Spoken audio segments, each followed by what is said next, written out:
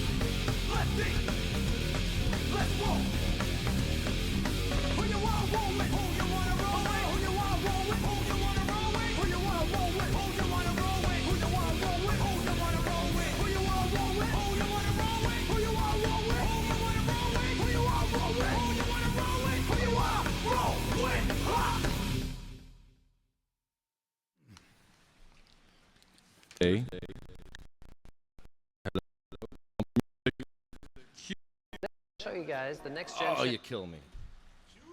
They kill me with these commercials on YouTube. I'm sorry. Welcome to the show. It is Thursday. There is another one. I'm going to help you in a second. Jim Miller, take it away. Take it away where? If I was going to take something away, I'd take it down the street where the center of our state government currently resides.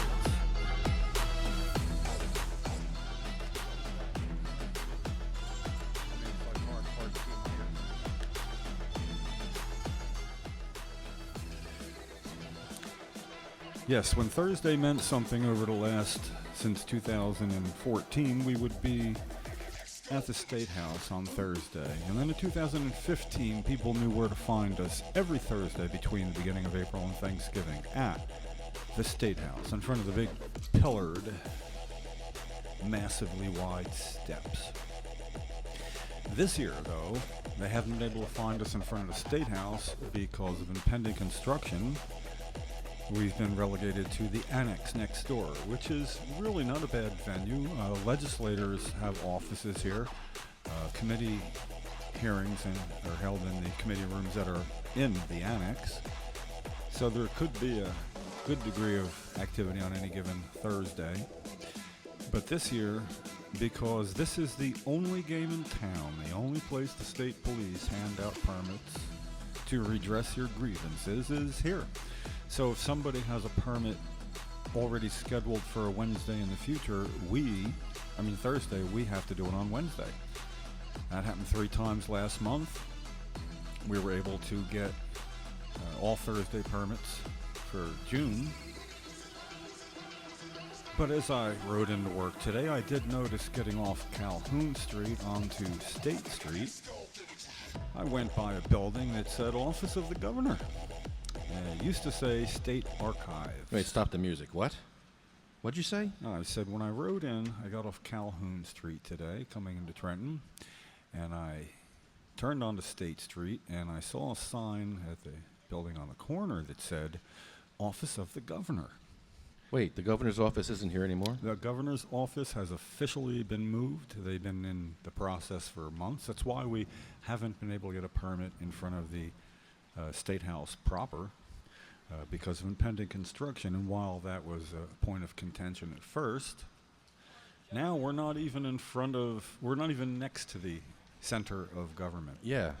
Don't we have a right to protest our government? We have a right to redress our grievances at the center of where the state government is, which is why they didn't choose to let us have permits at the State House. The state constitution guaranteed it. But now the State House is not the center of state government. I don't care what you call it. The State House is functioning down the road permanently for the next 3 years. When I say permanent, it's this year, next year, and the next.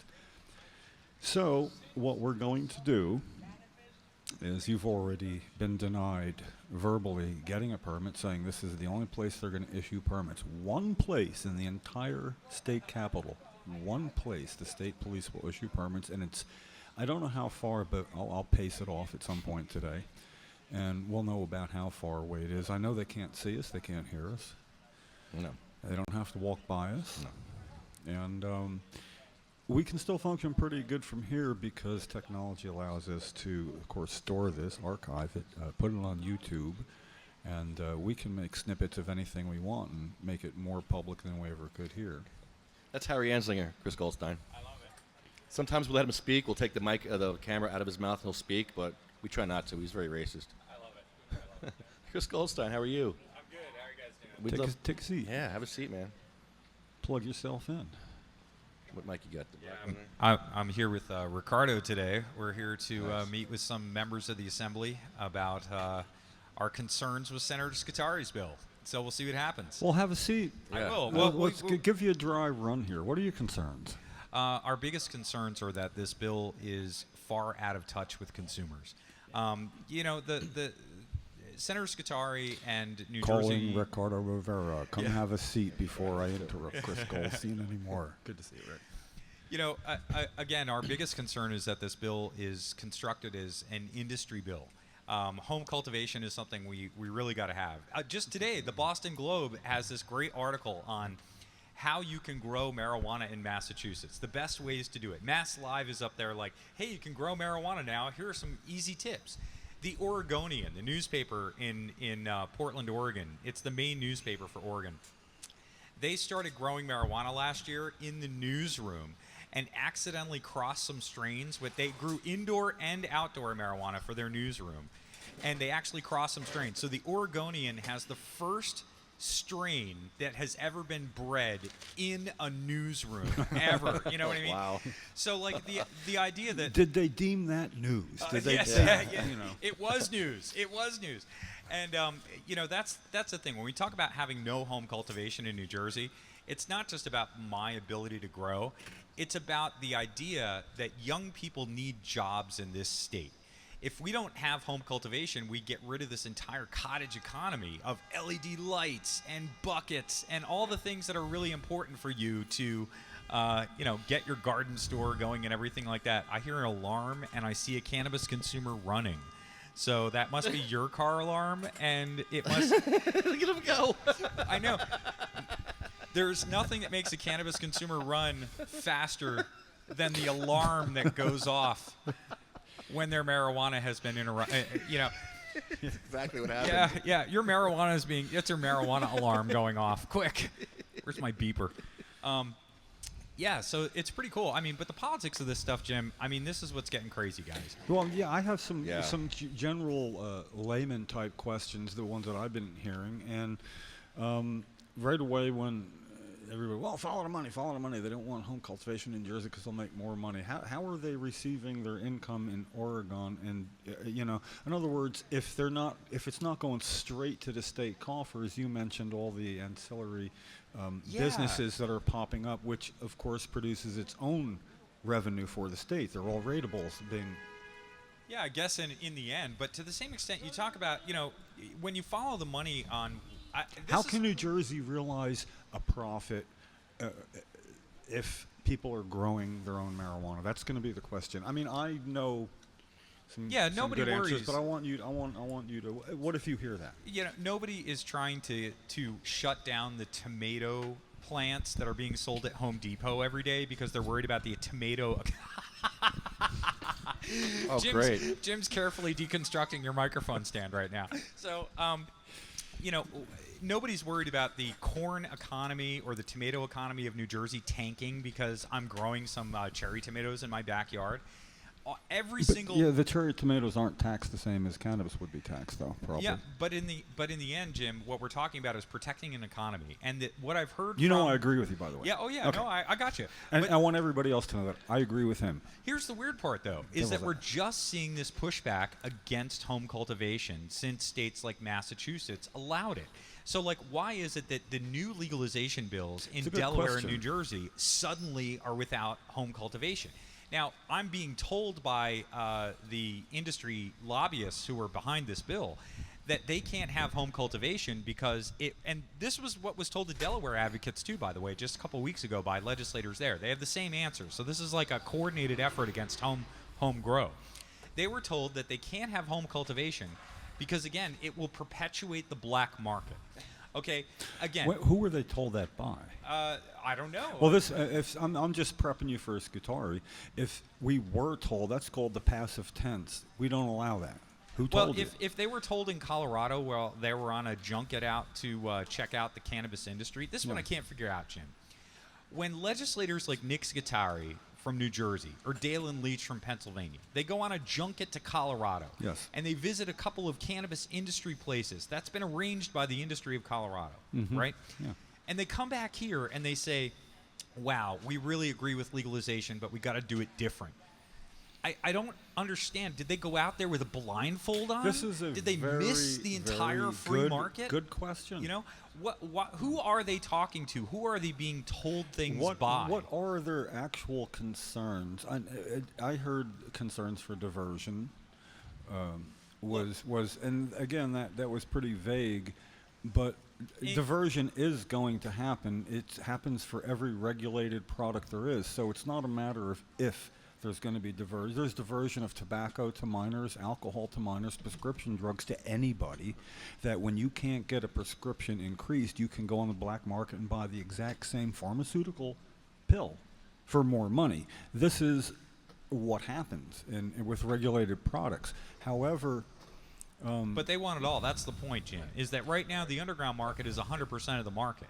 And they won't realize $300 million in tax revenue unless people buy into the if it was diverted, if somebody, if it's going to happen, somebody's going to grow some of their own, and it's happening in other states without any real problems. If it's diverted, that money is not going to organized crime, gangs, and all the things we hear. It'll stop it more. Right. It will. So their concerns of diversion, the end of diversion to criminal. For a long time, and we've talked this great talk of tax and regulation. The underground economy is incredibly successful and efficient, just the way it is today, and it has a lot of entry-level jobs. Look, it's jobs like I would like to sell.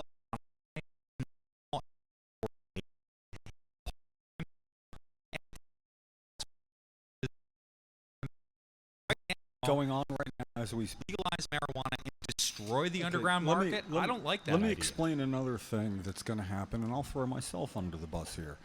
I'm of age, and if this is legalized and I have to go to a state store to buy legal marijuana in New Jersey, I'm going to do it. However, the black market is going to undercut them. They're going to sell it to me cheaper. So what I'm going to do then is I'm going to buy black market, maybe better, I don't know, more of it, less income that I'm spending on that, more that I spend on other things, and I'm going to put that in the state-sanctioned container, and I'm going to walk around and enjoy my life. Basically how medical marijuana works in New York and New this Jersey is going to today, happen. so. If they think that they're not going to get undercut by a black market that's thriving now, and they, in one swoop, take it away, they're not going to take it away. Oh, sure they could, Jim. See, they could increase enforcement on those who don't have the legal marijuana, and that's the thing that could happen in a place like New Jersey. Well, I'm going to have it in a state-sanctioned container. It's legal. Yeah, but then we're going to get into the fun part. But it is not good for their case either way. Ricardo, what's your strong suit on this? What do you we be beyond? Don't go nowhere, Chris. I got like 2 all-stars We here have a, now. we I have a wanna- quick. I wanna We include have you to make guys. a 12 new meeting. We'll be back. I'm just going to go in and ask where we're going, and I'll be right back. Okay. Yeah, okay. Split up. We'll keep them company. Yeah. What? First of all, congratulations on that Camden endeavor. Thank you. That was really good, and we had a board meeting, and I forget what else we were talking about, but bar none, everybody was saying how impressed they were with the presentation, and I asked why, and they'd say what, and I say, so then this is what we should do. We should try to make our presentations in line with what we liked about what we saw. Sure. So basically, it's kind of fun that y'all could go show the board of the coalition how good a presentation can be in the venue where the people you really want to hear it. Yeah. So kudos, man. That was awesome. Thank Very you. good. Thank And now, what with today meeting with Scutari, what is something you personally would Well, like to? it's with the Assemblyman Oh. Carroll, who presented the Michael Patrick Carroll. Yes. He's the guy we like to say he's so far to the right, and Reed Goussior is so far to the left. They're right next to each other on the other side of the tree. I mean, they're so far opposite directions that they kind of overlap a lot. So he has a legalization bill in the Assembly. Yes. Is it in a committee? Judiciary Committee, or is it been posted in a committee yet? Well, no, they stopped it, right? What do you like? Yeah, Daniel, let Go ahead. let me So technically, last year, Carroll had introduced the bill in the Assembly, and you know the way things work, if you don't reintroduce it, it's not Right. up. Exactly. So That's why we'd we love don't- to yeah. see competing bills. I mean, there's nothing wrong with a good competition, Jim, and there's nothing wrong with. It's beneficial. Not only nothing wrong with it, it's a good thing because you can work off each other. And by the way, just so I don't forget, because I tend to do that, Nick Scutari's Senate bill contained a home cultivation clause. Last year, Yeah. yeah. So what did he find out? Did he think that patients weren't going to divert it, and that regular people Well- would? Patients who can't afford their medicine won't divert it for cash, but That's what I can't. but That's this what I bit- can't yeah. understand about Scutari's bill. I mean, again, you know, coming out with these things that are very not in tune with the consumers of New Jersey. You know, Scutari was pretty much in line with this. I mean, last year at the Democratic National Convention in Philly, N.A. Poe had a marijuana welcome party, and guess who showed up? Nick Scutari and a I bunch heard of that. Democrats. He sat there at that bar drinking beer all night long while everybody on the front porch set up electronic e-nail dab rigs and rolled joints for 4 hours. Look, he knows what cannabis consumers are like, and that's my point. We've tried to call Nick Scutari's office every week for the last 10 weeks, and we can't get a call back. I've talked to 41 legislators since the last time I spoke to anybody in Nick Scutari's office, and that's the problem, Jim. I haven't spoken to Nick Scutari since he showed up to drink beer while we smoke joints at the Democratic Well, National Committee. I What's gotta- up? Okay, I'm not that I would suggest it, but You forgot the hookers. the first time I talked to I'm sorry, I got to roll. We're gonna be back, man. Jim. We gotta hit Stop this it. appointment, Yeah. man. I'm so Yeah. sorry. Oh, we'll be back after this is over, though. Question: ask him if the boardwalk is intended to be a recreational area or a park. He wrote the law. We want to know: can we smoke on the boardwalk or not? That's a big question for us. Recreational area or park. Yeah. I will keep that in mind. Yeah. Atlantic City told us a park. Seaside told us it's a recreational area. Which is it? just You know, it doesn't matter what it is. We need to start asking for bills for designated marijuana smoking zones outside of tobacco. Thank you very much. home cultivation in Michael Patrick Carroll's bill or not? It is, There yes. is home cultivation. We love him. in the Assembly version. So right off, He's squared away. This is good. Actually, I would think that speaking with Michael Patrick Carroll, we could get a little more insight into why Senator Scutari does not have that. And I wouldn't imagine Assembly it would be reticent to comment on the Senate at all, if anything. And I had a conversation with Michael Patrick Carroll that in the 1900s. That was the quickest conversation I've ever had. It was a speed conversation. I mean, if we had a timer, we'd each be making a point and slapping a timer, and making a point and slapping a timer. He doesn't really have to think much before he has something to say. And as far as seeing Nick Scutari, the first time I talked to, I believe his name was Skip. who was his head of staff in his Woodbridge office. It's up by Woodbridge, if not Woodbridge proper. I drove up there and walked in. You know, you can't not answer a phone if somebody's standing at your desk saying, ring, ring. This is because you didn't answer my phone call. And we had a pretty good talk. In that case, my reputation of that time preceded me, so it was pretty easy to have a good conversation. It's going to be interesting to see how they make out. And then we're also going to talk about decrim, because I know Chris has some strong feelings on that, and I want to talk to him about that when it comes out.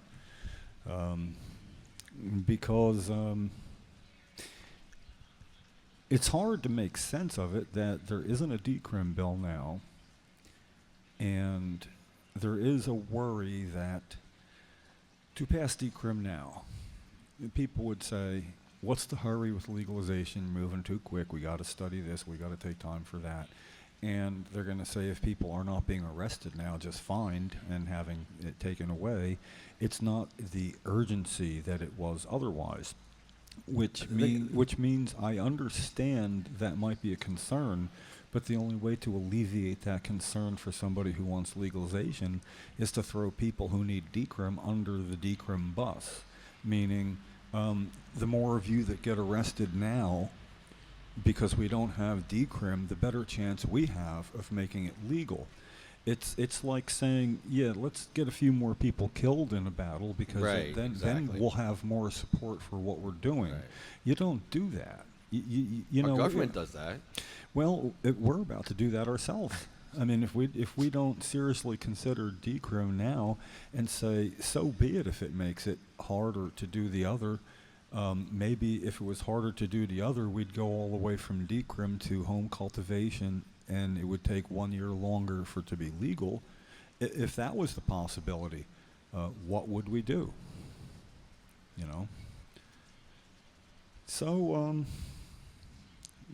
Chris obviously, well, he had that concern, and as I thought about it, I'm a little bit concerned as well. I got to tell you, if Scott Rutter and Chris Goldstein stop by at the same time, you give one your mic, and I'll give the other my mic, and we'll just go sit over there and watch. Question, Jim. They are on opposite sides of this. Question: did Scott Rutter vote no for PTSD? No. For cannabis. He didn't. No. Who voted no for PTSD? That we had him on the show. We were calling him out on it. No. I believe I asked about that, and he abstained. He abstained. Yeah, he abstained. He abstained from PTSD being okay. That's he might have been abstained, and you know, actually, did nothing. It's saying. Just saying. Yeah. Well, you know, there's the sentiment that all the business is going to go to people, white people, and they're going to be not people who had any skin in the game until they could make money at it. And there's going to be friends of Goldman Sachs governor, and he's going to, you know, and yeah, I can't say that it's not an unfounded fear. Yeah, well, corporate cannabis. But what is it that would be in the rules that would prevent somebody, say a person of color, and maybe somebody that doesn't have quite the startup capital that other people would have? Is it going to be exorbitant fees to get started that are going to keep people out? Which is what happened in medical. You had to have probably more than $1 million. $2 million in the bank, Yeah. and then $10 million startup costs. Who's got that? Yeah, well, Phil Murphy has that. Oh, silly me, Phil Murphy. Well, there's also going to be certain sort of realism that if you go downtown and look at all the businesses and who own them, do the people, or what people of color do, people that live in Trenton do. Yeah. And I think if they can have a business like they have now, they could have a business, hopefully, no matter what the rules are. You know, can't say, well, it's going to have to be somebody that has friends at Goldman Sachs. You got to be a Caucasian. And you got to like money. So it's my question is always, even, okay, if that's true, what do we do about it? And I'm the guy on Facebook who always says, did you tell that to your senator? Did you tell that to your assembly people? What is the end goal? What can we do? What do you think we can do? Who can we go to team up with to correct whatever we're bitching about? But if it's now there's nothing that can be done, then what's the point of bitching about it? I mean, I would say the first thing we should do is just only bitch about things we're willing to do something about. Now, with you and I, we pretty much always are willing to do something about it. We're here. But there's just a lot of people who want to be involved, and they say how unfair it's going to be. But they should be saying that to people who need to hear it more than everybody who agrees with them, because I agree, you agree. It can't be confined. You know, it has to be taking part. You know, and I get made fun of somewhat when I'm always the one saying, tell your 2 reps and your your senator. Or I'll look up, and if I can find out where it is they live, then I'll send them a link to how to contact their appropriate legislators. Yes, we have elections for the entire assembly coming up. Yeah, the Assembly District 31 has a new champion for cannabis, Who was that? Mike Alonso. He won his seat. Well, he won the election for the primary. So he's the Democratic? He's the Republican. Republican. Taking on McKnight. And Okay, he is. Who is the incumbent? McKnight and Charapelli. No, he's one of us. He votes for us all the time. Charapelli. I forget his name. We're a terrible podcast show, informational show. We know names. Great. Sorry, well, I could have Googled that in 2 seconds, but no. I'll throw Well, something no, out there. that would be a job for your producer, but you know, you don't really have a producer per se. We do, but she's probably sleeping right now. We should call her up. She'll probably know. She probably knows right off the bat, actually. Well, how did McKnight vote on things medical marijuana? A Democrat. She votes yes for all of our cannabis issues, and so does this other guy. I will actually find that out right now. Their So voting records. what will separate Alonso from McKnight and Citrelli or something? He's a patient, so he has patient concerns. How is he on legalization? He's for legalization. He's for home grow. He's for all of our concerns are addressed with Mike Alonso. So the Republican mainstream candidate seems to have a grip on reality. Yeah, more so than some of the others. More so than a lot. Well, you know what? If the others didn't have a grip on reality and would consent to a discussion, an on-the-record discussion of their point of view, that would be fine. Say what you want about Terry Farley, the late Terry Farley, head of the Ocean County Narcotics Strike Force, first assistant prosecutor in Ocean County, and on the opposite side of the table from me every step of the way. But he never ran from a discussion that I know of. He debated Chris Goldstein, who was just sitting there at Ocean County College. They mixed it up there pretty good. He did that with me twice on It's Your Call with Lynn Doyle, and once on, I forget what show it was. It was with Sandra King in New Jersey. It was a public TV thing.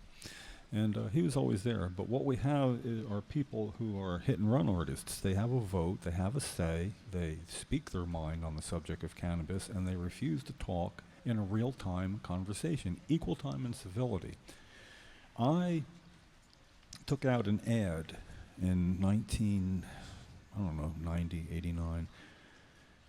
No, 1996 it was that late, yes.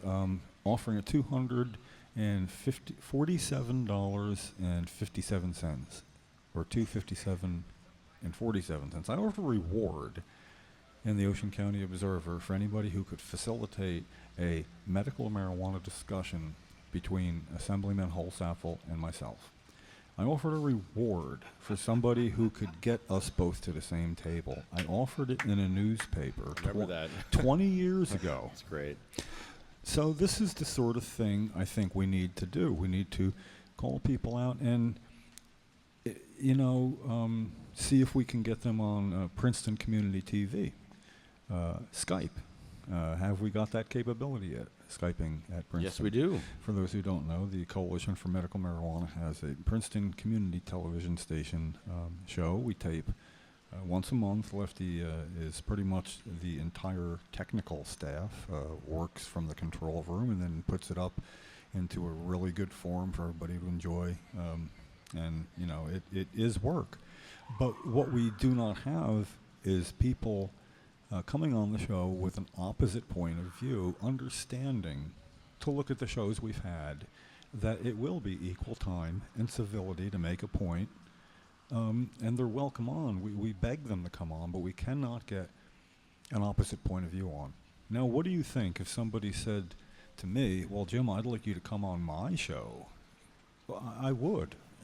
If it was Kevin Sabet said, I'd like you to come say what you have to say opposite me somewhere. He's the one who makes a living talking down all things cannabis, and of course I would. I mean, so why can't we get somebody on the show? We have to perhaps make a more concerted effort, and I don't know how that is, but I'm going to come up with some ideas. And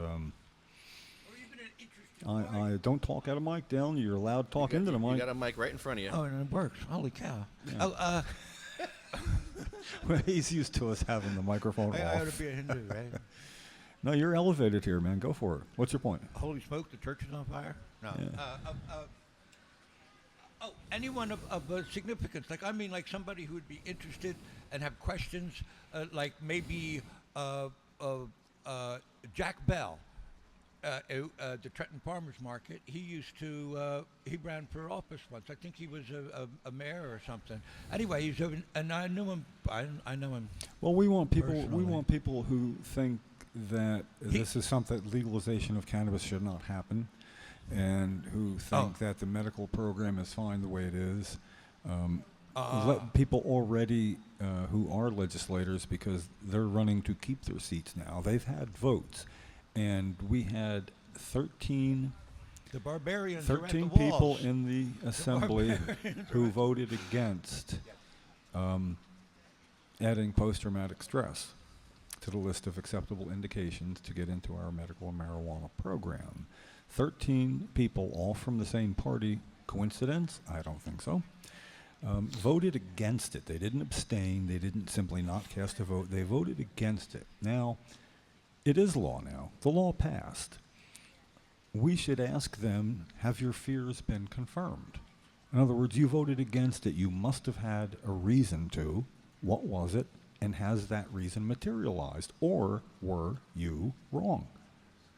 And they're not going to want to say. But if they cast a vote against veterans who have post-traumatic stress and then refuse to engage, I think we need help from the veteran community who now may medicate with cannabis to come back and say thank you for doing what it took to get this done, and we will help you engage. That's a great We idea. should not let them run and hide. We should not let them hit and run, and their military background should tell them with every instinct they have in their bodies that they should help us engage, because we are not able to get it done without their help. Absolutely. We need them to help us, because we've taken names, but we can't catch them to kick asses yet. And when I say kick ass yet, what I'm saying is at the poll, we show up at, if they're from Ocean County, at the Ocean County Republican headquarters. I've picketed there on Election Day. It is very effective. We have a plan, and on Election Day, we let it be known. It's the final fight of the year for that. Or they get away with it. They vote no. We showed up with 13 individual large signs for each one of those legislators who voted against it. And we held them sides proudly right here that day. For what reason? To let them run and hide? Now it's election time. Now we have that power. We're going to use it or we're not, but we are stretched really thin right now. So there are Weed for Warriors.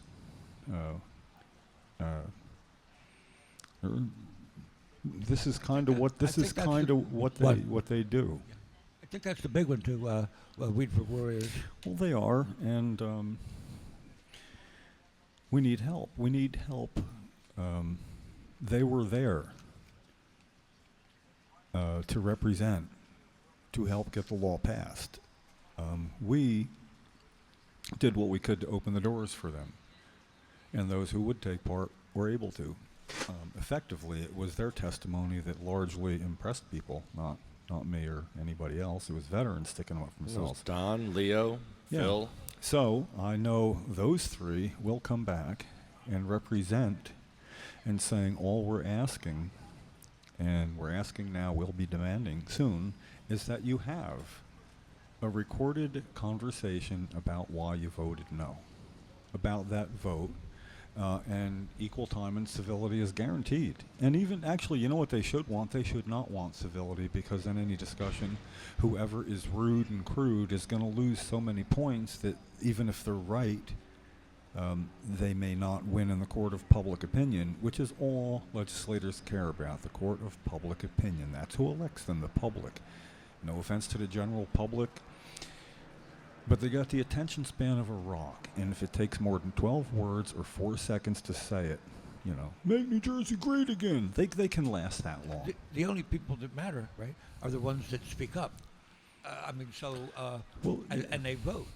But if they don't vote, then they don't matter. So you only count the ones who vote. You know, because you have nothing else to look in the water with. If you're looking for fish or something. They also, you know, if they haven't voted, I'd say, you know, they're not going to translate to something tangibly beneficial. But they're always, I would hope, ready to listen as to why they should register to vote.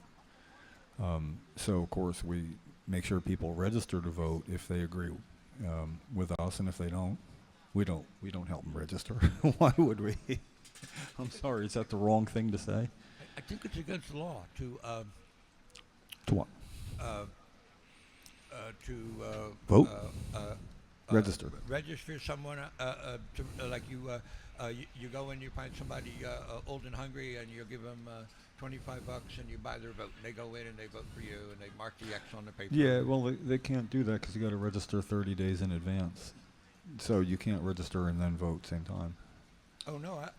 What I mean is, this other person who may be mentally incompetent, a basket case or something. Yeah.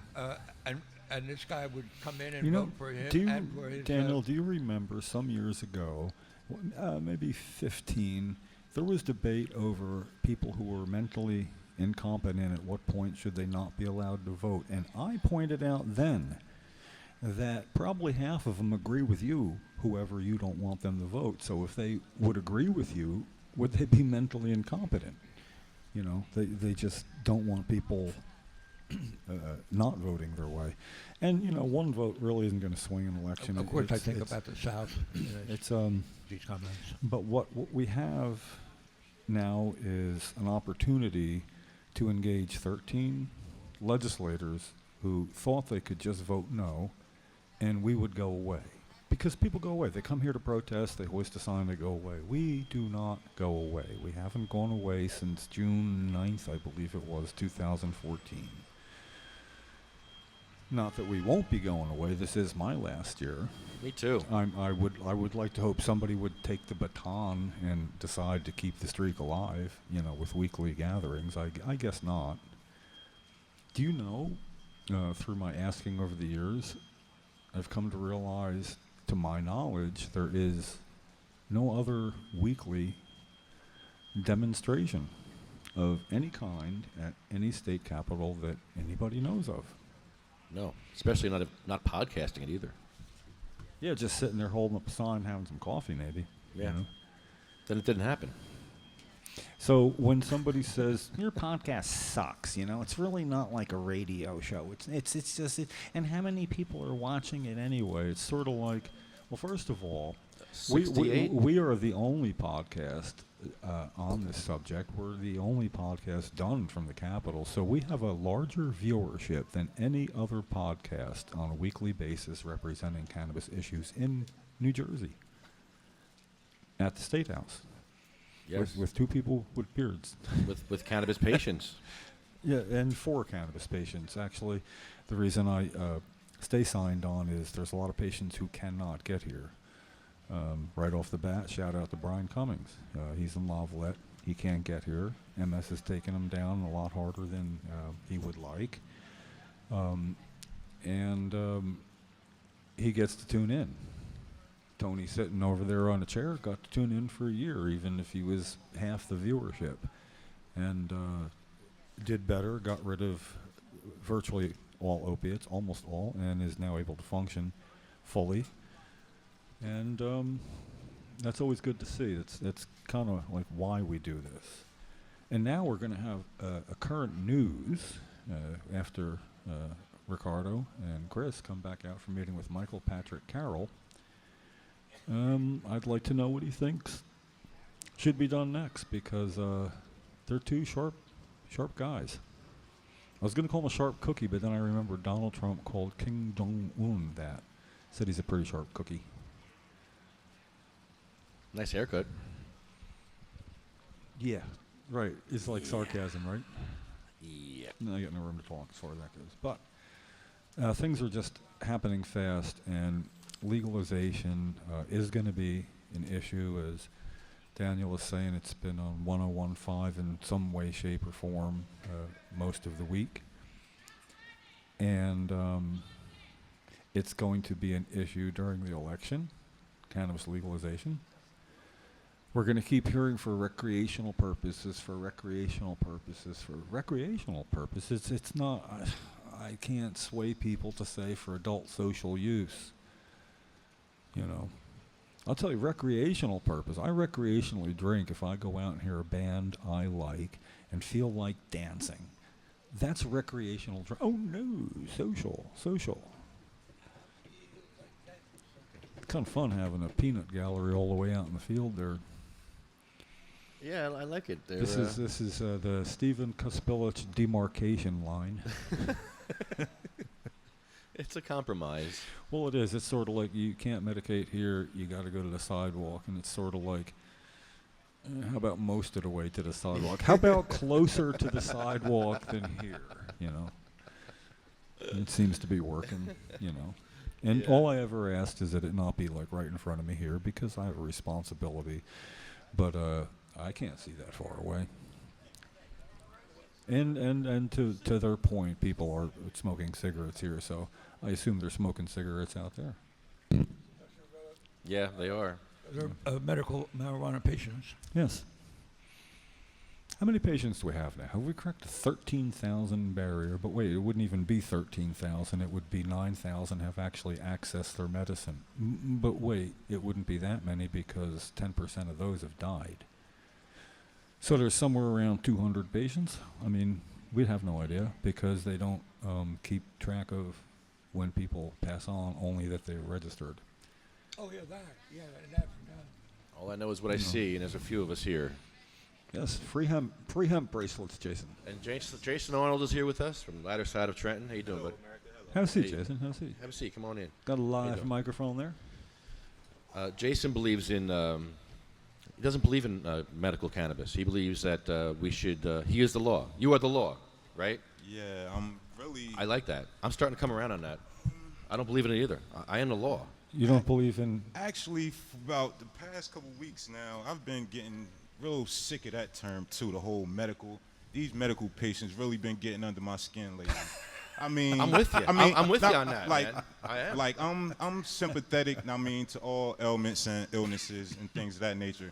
But seeing as though the whole country is, I mean, first siding with medical cannabis. I mean, that's the introduction, I mean, for people to smoke and all that. And the medical patients are like really, I say they feel like their reason for indulging in cannabis is like more important than others. I mean, everyone has, I mean, qualifying conditions. Fuck qualifying conditions. Can't say that. Every human being alive benefits from this plant, from this herb. Why do you have to wait to be sick for you to use cannabis? Don't you want to use it now to prevent your... I don't fucking understand. Crazy. Let me ask you something. Do you wait till the ladder breaks to get a new ladder, or do you get one Right, before right. it There you breaks? go. My point would be that cannabis, knowing what it does, can prevent things from happening. It can set you up in a certain mood, a mindset that will allow you to be healthier. Much like when somebody prays and they're in a hospital and they know people are praying for them, they have like an 11% better chance of recovery. And some would say, well, that's because they believe that they have an advantage, you know. So when you use cannabis, you don't just believe you have a physical advantage. You have that advantage. You know about the endocannabinoid system. You know about these things. So I also think that people who use cannabis socially have less days out of work. Let's look at in the popular term. It's like, well, look what it does for productivity. Oh yeah. Less people missing work. And as far as the amotivational syndrome, well, if you smoke cannabis, you're just not going to get anything done. I'm working. Oh, Jason's always working. See that they get the sirens on because they appreciate what we do here. push the button. Push. Which button? I don't push button. Oh, okay. Yeah, it's pretty good. Jason made himself into a cartoon. He threw me in there, and I'm like, whoa, what the? We're all getting animated. This is great. We're all being He got me animated. dancing. Listen, here comes the cannabis. I mean, I gotta tell New you. Jersey is coming. Yes. I'll tell you Sativa what, Cross here we has been at the come. forefront for too long. Like, I mean, we all got to start covering this. Well, Yes. okay, you got to start covering it, and between the two of you, you know more about what's going on here, video, and how it can be used. And I know you got crap that needs to be used, and I know you realize how important that is to get a promo made or something. Definitely. So whether it be not specifically on camera during the podcast, we do need to get together and have some sort of basic plan of action on how we might make that happen, because I want nothing more than to see the reaction of the Attorney General's office when they see snippets of what you've been up to for the last few years doing his job. I would hope they know. Well, you know, maybe bits not. and pieces, but you definitely need that one piece. I mean, that embodies and comprise like not all of it. It's impossible to catch it all because it's too much. But it has to be directed. There is a good best one, and ones. maybe and I'll describe it to you. You see if you think this might be it, and you tell me if you can remember who it was, so I can get back to finding it, because I made a lot of notes. My problem is finding the notes. It was somebody who seemed to know a bit about it and explained to you, well, when the law was first regulated in 2012, and then things changed in 2014, and then they changed again in 2016. And then he was explaining this to you, and you said, did you get that information from the Attorney General's office? Or, oh, no, we had to go looking for it. That is gold. Him going, oh, no, we had to go looking for it.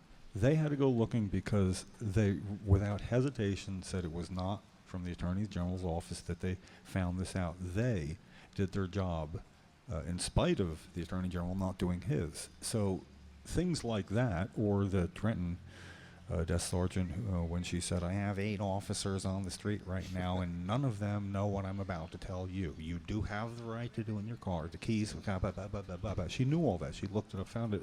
And she told you, I got officers on the street who do not know this. Why is that?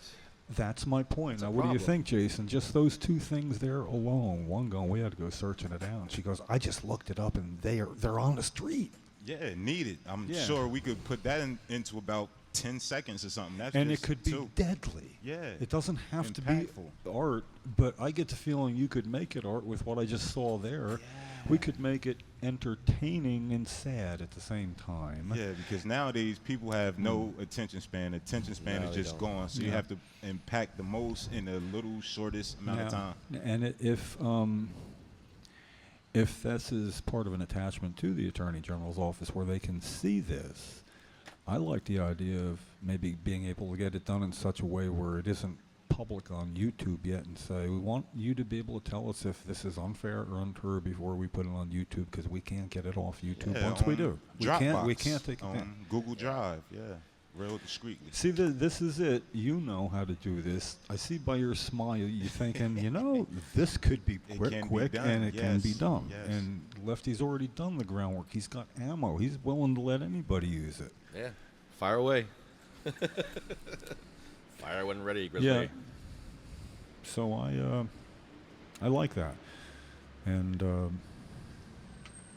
there's just a lot of other things that can be done right now. Playing offense. Yeah, playing For a playing change. offense and playing it in many different directions on different fronts because we can. Yeah. Some of these are like traps and they take a while to set to work properly. So you don't set one and wait. You start putting landmines down. You start sending out invitations to people who voted no and saying, "We need you to explain publicly why I could come to your office." Videotape. 10 minutes, we both get raw footage of it so nothing gets taken out of context. Do you have the courage of your convictions you displayed when you voted against that or not? And we get to do that. So there's so many things we can do. And I shot a pretty good invitation to Senator Cardinale, he's a rather old senator. And he had some stuff to say about medical marijuana, and it might have been either Jenny or Laura Barber. It was about something going on. It was really wrong. So a friend, Grant Strack, came with his video camera and shot me in front of the State House having something to say to Senator Cardinale that I'd had already fairly well planned. Yeah. And I was able to send it to his office and then put it on YouTube besides for everybody to see. It's a very powerful medium, and surprisingly enough, we don't use it as much as some people. You know how we got Governor Christie? You know how we got him? Social media. It was emerging right about then. When I picketed the Ocean County Republican headquarters, it was run by a guy named Frankie Caliendo, something like that.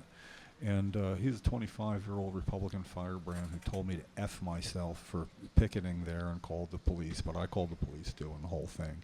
He got on loan to the Christie campaign 8 years ago because he was the one who was going to do the social media of the time, and he put people into tears by their support. He logged everything in, and the governor got elected. So while I don't like him very much, because he got right in my face and said, "You are so effing pitiful. Why don't you get a job? You are so effing pitiful." And all I could think to say to him then is, "Well, that must be just like looking in a mirror for you." But I got to admire that he got the job done, So I think we could be more like him, and we have way more ammunition than he ever had. We have a Democratic candidate for governor who's certainly willing to reiterate most everything we're going to say about this anyway. So we get to take part on multiple levels. And Jason is right. We have opportunity here to do stuff with what you have. And there's just more. There's so much more. Because when a lot of your video, you aren't angry and in their face, probably because they're police, it's their precinct. Yeah.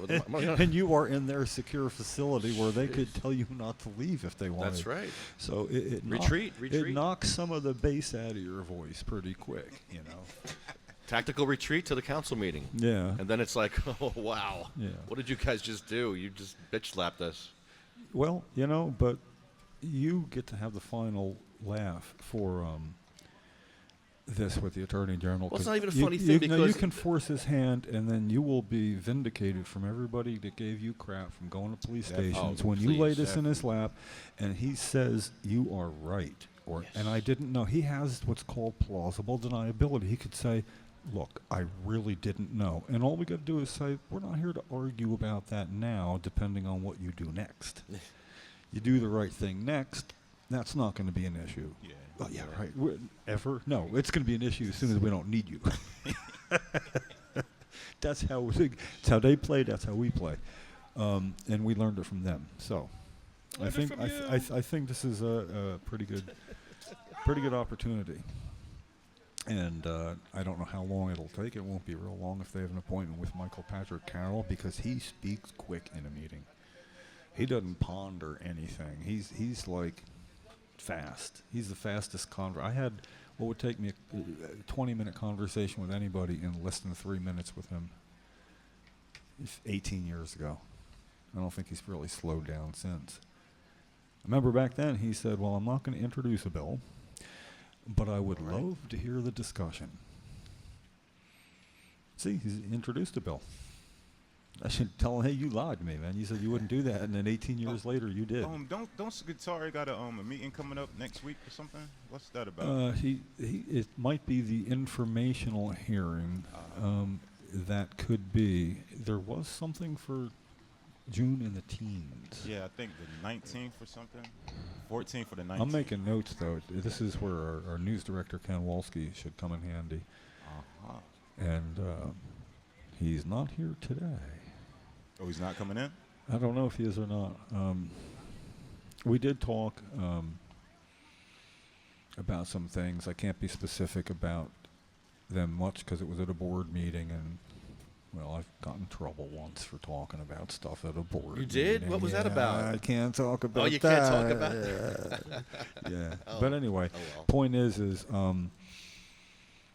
yeah, there is something going on in that area, and we will be asking Senator Scutari to elaborate on his concerns about home cultivation, because right now Chris Goldstein and Ricardo Rivera are talking to Michael Patrick Carroll about why he has no reservations. In case people aren't aware, the Assembly version does have grow provisions in it.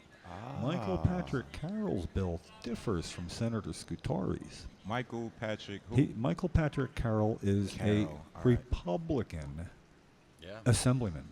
He is so far to the right. He's the one. He had a bill for like the open market or something, right? Yeah. Yes. Yeah.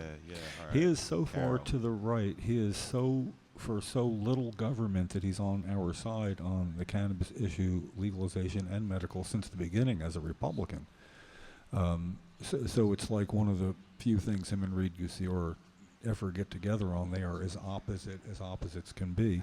And to have a Republican version of a bill that's better than the Democrats' Senate bill, you know, I think it's just going to be an advantage to us to get people to weigh in who are running for re-election now.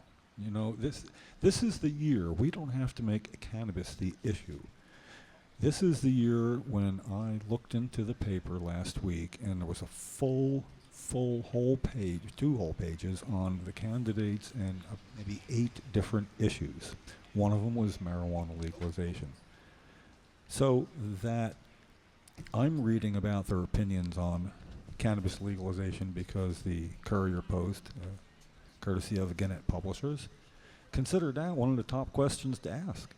So once that's already in the mix, they can't really no comment because it's a main question. You don't no comment a reporter.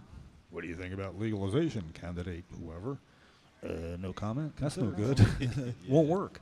So we got that every step of the way. This year is different, and I think we need to recognize that because it gives us more opportunity. We don't want to waste some time on the playing field that we didn't used to have. It's better up for us. Right.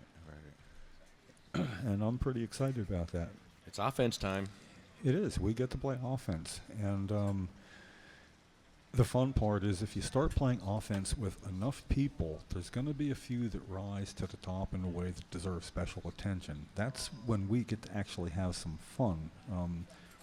So what we need to do is, and this is more of my line of what I can do, is I find out of those 13 people who voted against adding post-traumatic stress, we want to engage them through constituents. So we find a constituent. We put out the APB on Facebook. Hey, Dick, Senator Dick? It's in Cody, yeah. Well, that would be you. You have... That's my guy. Yeah.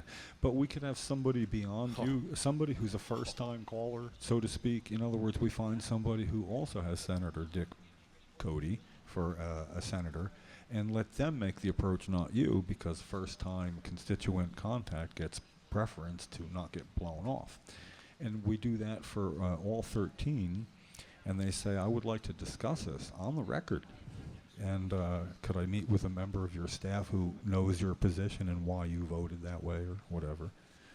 Then they can't say, well, I'm too busy, because, it is re-election time, as you know, and I have 60,000 constituents, and I can't meet with all of them and don't want to meet with you, Assemblyman?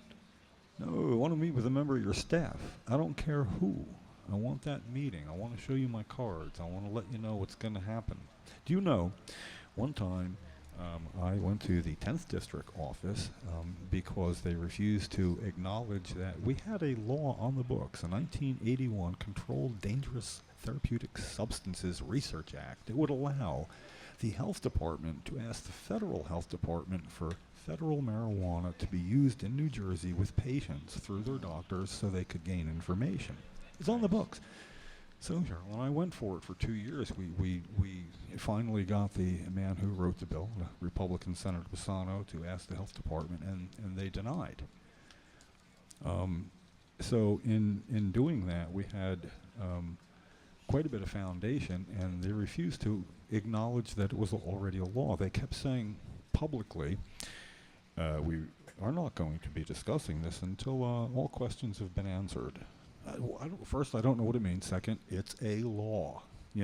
All we wanted was to, make the overture to the federal government. So I printed out a copy of the law, and I brought it by the office and gave it to them. And they responded the same way, as if it wasn't a law. I had some time on my hands. It was, taking care of Cheryl. And so what I did was I made 250 copies. When I put it through, you could get a copy this long on a fax machine. If you taped together, it would then copy, and it came out that long. So I got 250 feet worth of them. I taped them together like a scroll, and then I wrote in magic marker, 1981 CDS Therapeutic Research Act, ... No legislation is necessary, ... And that would be about this wide. And I put tape over the entire thing so that I could scroll it up and wrap up their office like a Christmas present with that. Then I accompanied that with two bright foil bows, 15 feet worth of foil that unfolded very light, so it looked like a present, and then four normal-sized placards together to say, to Andy, Dave, and Jim. Love, Cheryl, and Jim. You know where to find us. And it looked like because it's a square two-story building, it looked like a big Christmas present. The point is they never said anything like that again, and I got a meeting with somebody, and it was down the next day. I have pictures because I like to inspire people, and we get to play like that when somebody doesn't engage. We have coalition board member Philippe Dume. Hello, Philippe. Fellow board member Philippe, good to see you. We were just talking about you and your testimony to get PTSD passed in New Jersey. That was a great testimony. You, Don, and yes, Leo. Let me tell you the context it came up in. You remember that there were 13 Republican, and it doesn't matter Republicans, it's just by mentioning that, idiots, who voted against adding post-traumatic stress to the list of indications. They voted against it.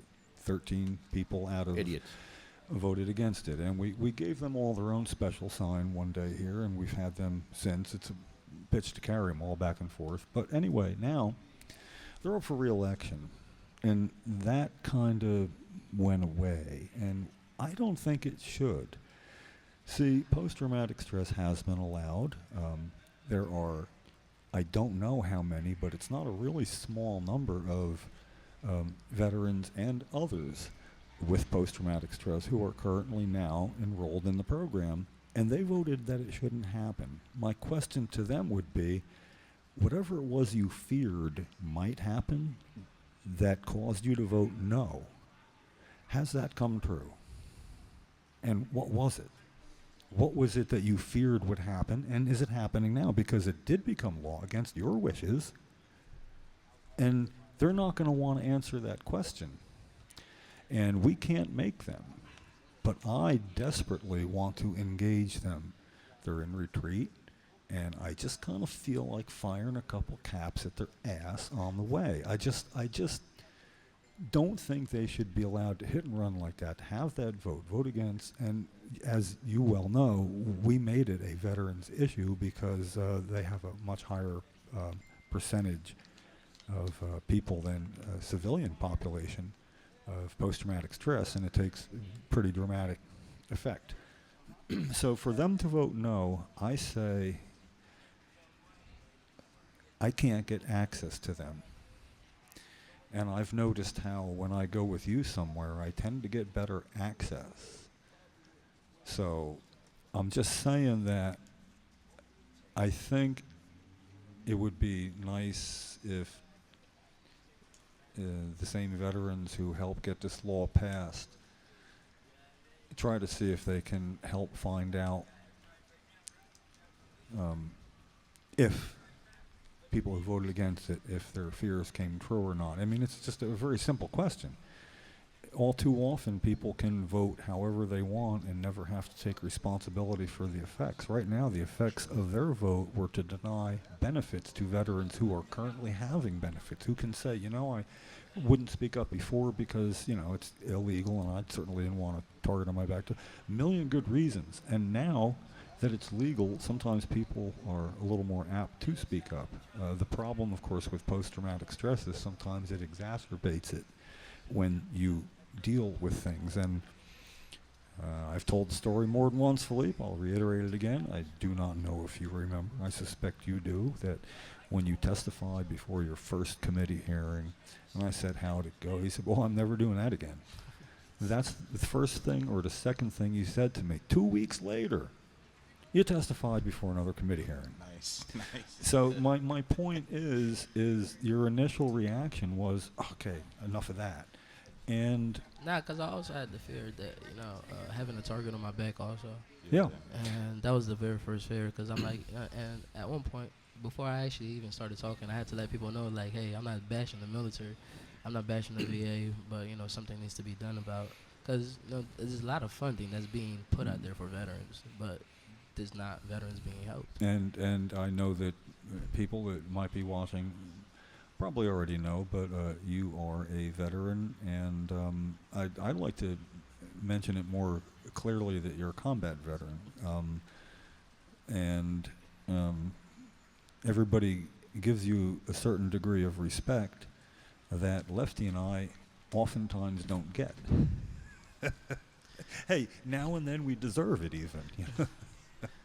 But I'm just wondering if you would feel people out as to whether or not this is something, you know, I mean, it's almost like, yeah, you don't necessarily have to do anything like this. People, you know, getting what they need a little better now. But I like the idea of setting an example that, yeah, when you vote against this, you're going to be held responsible for your opinion. And not in an argumentative way, not in a punitive way, just that you can't vote that way and then refuse to explain why to somebody who would like to know. That's a basic decency, I think. And I think that it shows disrespect, especially to veterans, when somebody does not care to do that now after the fact. When the question is, the reason you voted against it, did that materialize? Because the law did get passed, and veterans are having cannabis for the post-traumatic stress on it more and more as weeks go by, much less months or a year. We'd like to know if we need to watch out for something. What is it? Okay, that's being sarcastic. But I don't like hit and run. And when I look back at the last interview Cheryl did in 2002 in Washington, when she was quoted as saying, I'm trapped in my body, it's deteriorating, and I can't do anything about it. At least there is time for other people, and then she went on to describe that we don't allow hit and run. You speak about it, you stand up for it. You don't, when a patient or somebody comes calling as to why, and you're a legislator, we don't allow it. We've been allowing it. We're allowing hit and run now, and I'm uncomfortable with that. I really am. I'm just saying, I don't think I can get the job done without help from some degree of help from veterans who are hopefully benefiting from it right now. Oh yes, most definitely, and hopefully in the near future, you definitely gonna give help with other ones too, especially with what's going on.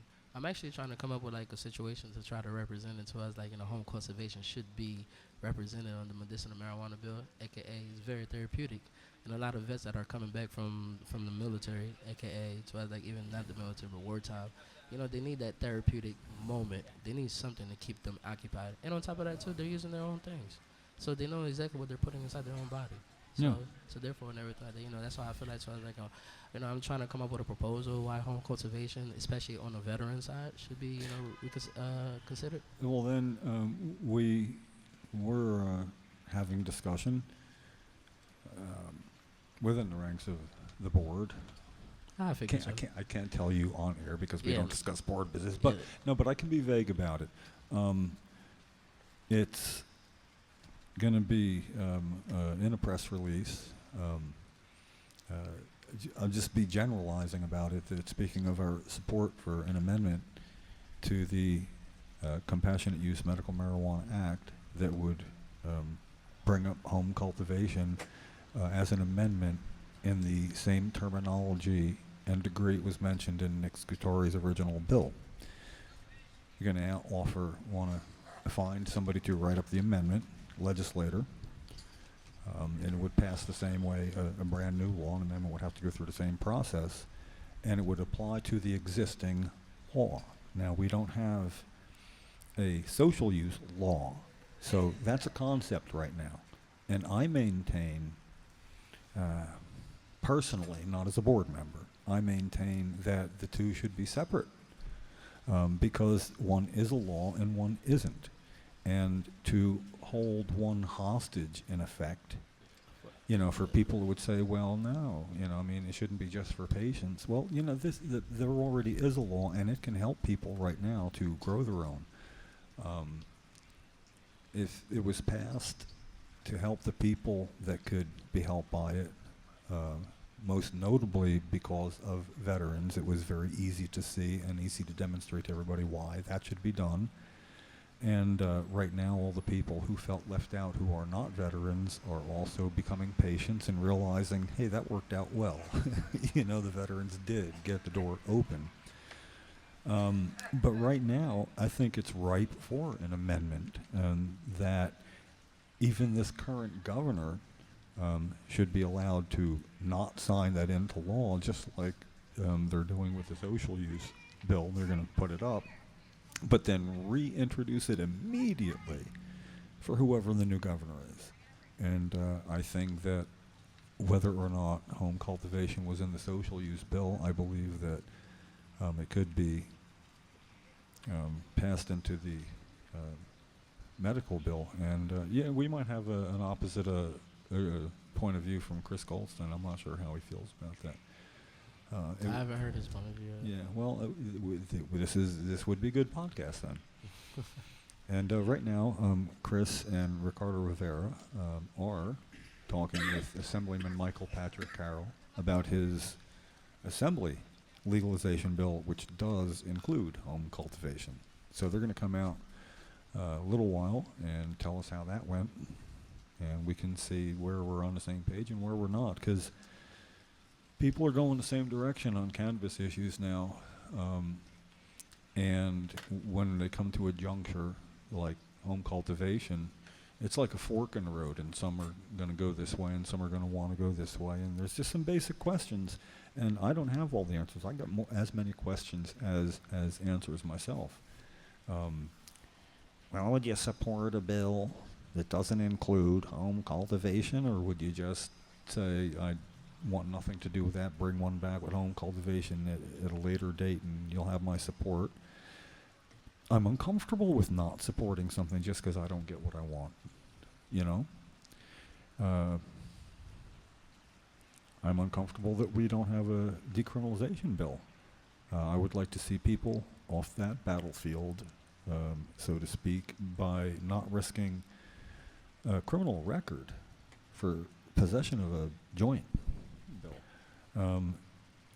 And yet, as we've discussed, there will be the logic from people that opponents of legalization would use decrim being passed as a reason not to hurry with legalization because we're not making criminals out of people anymore. Nobody's going to have a criminal record. And then they can make their case for We are making criminals. Well, we are now. Anthony's a criminal. He was driving in Haddon Heights. He's sitting here with us now, Anthony Poole. But as the good lead-in that this is, a decrim bill would have short-circuited all this. In other words, Anthony, you might have had that taken away and cited maybe as much as $100 fine, which is a lot less than's going on in your life now. Exactly. And we're going to get right to that. So that makes the case that I'm worried that between now and legalization, there's going to be a lot more Anthony Pooles being arrested, charged with a crime, and put through the system while we go for legalization, and that is going to be an impetus that might, yes, help get it passed. But it just seems like we'd be saying, no, we're not going to go for a decrim bill now. We're going to let people get arrested, and we got a better chance of legalization. It sounds like we're feeding you to the sharks and getting what we want. But let's just make something clear, though, before we continue. No offense, bro. You're a brother. You're black. You've been being fed to the sharks, first of all. Let's just make this clear. And after that, I would like to say this and everything before we continue this conversation. But, like, let's just be honest and everything. Like, I've been doing what I've been doing and everything, and I stay clean. And one of the reasons I stay clean and everything, and don't forget, I'm black as well, and everything's against us as soon as we come out the womb. One reason is because I serve the country. And the reason that, too, is that I get my respects and everything. I don't get in trouble. Cause I probably do the same stupid stuff that a lot of people do, and I don't get in trouble. Because why? Because only 1% of people in America wears the uniform. So I come with a lot of respect. So I noticed that. So that just said to us, like, you're black. And in this entertainment, in this business and everything like that, like, you and I, we're already at the bottom and everything. I just feel like, to us, like, it's too late. Like, all the stuff that we've been doing and everything, we should have been doing it to us, like, implicating you already. So now you being the front end of what's happening right now, you just being an example. I just feel like, to us, like, it's stupid, and a lot of people is gonna take advantage of you and everything. So I would like to tell you that be aware. And if you're gonna really take care of this situation or this problem, take care of it. Like you feel me? Take care of it how you plan on taking care of it. And that's what I want to tell you and everything. Just don't be the front end of this example. That's exactly how I feel like, to like, it's going right now and everything like that. So, because you gotta understand, there's a lot of stuff that's been being done in New Jersey. A lot of tours people gonna go check out, but like, these tours was not being done with the right and the proper amount of people. These tours was not being done properly because it was just a joke. But none of this is a joke. All this is seriousness. Very. And after that, for people to start taking it serious now, I just feel like it's as benign. So this is my opinion. I'm keeping this on myself, nobody else. You're right. We got to start somewhere. We definitely do. Yeah, we're overdue as far as getting the rights and actually sticking up for people and stuff like that. But I mean, yeah. Just so I can interpret this, because I'm nodding my head this way. Yeah, me too. Most of the whole time, but the clarity. What I'm still left wondering is that it seems like you're saying, yes, it should have happened for a lot of reasons a long time ago. A long time ago. And that it shouldn't have taken something like this to get people started. But, of course, on the other hand, this did happen, and I'm hoping for other people, not talking about Anthony specifically, that other people are going to see what you're going through, and just because of that go, you know what, enough. Exactly. You know, not because of everything else. And it seems like it's a pretty good point. I'll be honest with you, I'm going to have to watch the replay of that and stop the button and think about it, because, you know, you were making enough points in such a succinct succession of points that I was stuck pondering one, and you made two more points behind my back while I was thinking of the first one. I need to I think there may well be some usable quotes in that, though, you know. Well, you mentioned the word tour. What do you mean by tour? What I mean by tour, like, everything that's been being done with the Lefty Grime tour, Sativa Cross tour, everything that's been done. This right here. This is sort of. Is there other I'm not tours? done yet. I'm Okay. not done yet. I'm not done yet. Everything that's been done. So it's like, you know, this different other tours. You have tours and everything like that. So it's like, it's not just you. I'm not just speaking on you on the behalf of you and everything, but just like, I just felt like to whereas like, you know, right now it's crunch time. Right now it's fourth quarter, and we've been on fourth quarter would have been here at the moment right now, and I just feel like to where like we're taking backward steps, and to where like the backward steps we're taking and everything, and it's like at first, even though I didn't know what I was getting myself into, you know, I just decided to go with the flow and the flow to whereas like. And the reason I just told Mr. Miller like in the beginning I was never gonna do this again, because at first I was worried. I wasn't worried about myself, because trust me, there's nothing that the federal government could do to me. Only thing that they could do to me is kill me. I experienced everything with the federal government, good and bad. I've been there and done that. Homelessness, especially as a combat veteran, should have never happened. Not just to me, to a lot of people that's just happening to. So I've been there and done that. But at one point and everything, I just felt like I wasn't going to be serious about this. But like Mr. Anthony here, I was an example, but there was more examples before me. But I was an example, and I decided to come out and everything like that. Because after that one thing and everything, I just saw to where I was like, this is going to continue happening. So, and I'm not just talking about your tour left. I'm talking about stuff to where I was like that Mr. Fortune, you got to understand. When we're doing the stuff that we've been doing for so many years, and this shit is still happening, that means we're not doing it correctly. I've heard myself say that is exactly what I'm telling you. If we've been doing for something for so long, for the past 2-3 years, while we still getting locked up and everything like that means these people are not being informative. Exactly. That means these people are not being informed properly. We're not doing our jobs. Exactly. We are not doing our jobs. We need to determine what has a chance to work and add a lot more to it. What more can we do? And there's a lot more we could do. What? Tell me. One of the things that we could do and everything like that is this. First of all, you see how big pharma and big corporations are coming together and everything and buying shit out? You see how intelligent that we are? You gotta understand, we have multiple brains. Instead of just trying to do shit by ourselves, why don't we just come together and do shit together? Motherfucking the joint. You can say the S word, not the F word. Damn. Okay. I'm sorry. I'm getting That's in my all right. bag. Go. No, we're good with you. We don't want to slow you down. I shouldn't have stopped you. Go ahead. At the moment, I am not a board. I am not a board member at the Coalition Medical. Not right now. No, you you are speaking as Philippe Dume. I'm talking as Philippe Dume.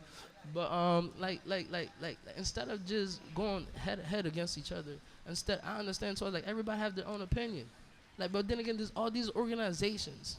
There's all these people all of us that's doing our own things. Instead of doing our own things, why don't we all just come together and do something? That's exactly what Big Pharma is doing. That's exactly what the corporation is doing and everything. Is to stop us from doing what we're doing. Okay, if it's a rhetorical question, I can't help you. If it's an actual question, and it's the one that I've had, and I put that together, I can talk about this. I'm an Association of Reform Organizations group, an email group. 2 people from each organization can be on it. We're the cannabis Illuminati, you know. We talk about things behind closed doors, and I put this out years ago, and was told it's because we're individuals. It's like herding cats. You've heard me use that phrase. You know what my proposition to them was? Why don't each of us who have our own good ideas, let's take 12 groups, have one thing a month that we all work on. In other words, if I'm July's event, I'm working on that, and I'm showing up at your thing and doing everything I can for you and for you. So we would be part of that team, what you're describing, that we would, in effect, have multiple offenses that we all took part in, because I always said, you know what we are? We're the bad guys in the pool hall, and Chuck Norris walks in, and all he wants to do is play a game of dime pool. Oh, no, they get pissed off. Do they mob him? No, they come one at a time. Boom, boom, boom, boom, boom. He knocks out 29 guys one at a time. That's us. That's how we are attacking it. That's what you just described. So I'm telling you, this has been under my skin for this long, and I am so glad to hear you articulate it the way you did, and that's why I'm nodding my head. I agree. It's that, why can't we all get to doing this is maybe it is because of individuality. But what I liked about what we occasionally do for those who don't know, we'll just pick something, you and me, and say, let's just go do something about it and feel it out, and give us an idea for, is this something that we could get people interested in? But I don't know. I don't know what the overall answer is, but I say let's pick something tangible and see if we can't bring people together over it and find an answer to your question. Why can't we? Or maybe we could just at least do better than we've ever done. Yes, it's not even a question of why can't we. I know that we can. We can. It's doable because Big Pharma does it as an example. Republicans stick together better than Democrats. Democrats are more like pot smokers. Maybe that's that they are. But Republicans, they stick together. Who voted against post-traumatic stress? What was that? It was the moon. It was half the moon. It was the moon, the star. It was heavy. You could put a whole table on that. That's what it was. It was beautiful. I'll tell you what. I'm still a guy and I'm still human. I missed Don't that judge me. Yes, you did. That was a lot of missing. Oh, I did. I looked up and I saw a TV camera walking by, and I was like stuck on that. Yeah, I thought it was a TV thing going on. But I feel I'm like embarrassed to say. No, that's fine. And in the form of Big Pharma, That's what makes us a good podcast. And this is why the industry is going the way that it is. Which is what? Because you have all these people like you said and everything. You have all these big cannabis corporations. I guarantee you they come together. Because I know I would. Yeah. I'd be like, hey, they man, are. They what are are, your yeah. ideas here? Drop 2 ideas on the table each. Everybody, your best ideas. Okay, and we're going to pick the best at the end. Let's pick the state also. You know what happens when the Coalition and the Drug Policy Alliance and the Marijuana Policy Project, when we all come together about something in New Jersey, you know what happens? It's a trick question. We never do that. We don't. With the Drug Policy Alliance, we work with them. They have a good cap whiz projects out, and we alert people to their you can sign on and get a message to your legislator through that. We'll put that on our website. But you're right, we don't actually say let's do something together, And if they said, could you help us with something, I would. And I'm not putting them down. I'm just saying that's how it is. I'm not bitching about that we should or shouldn't have.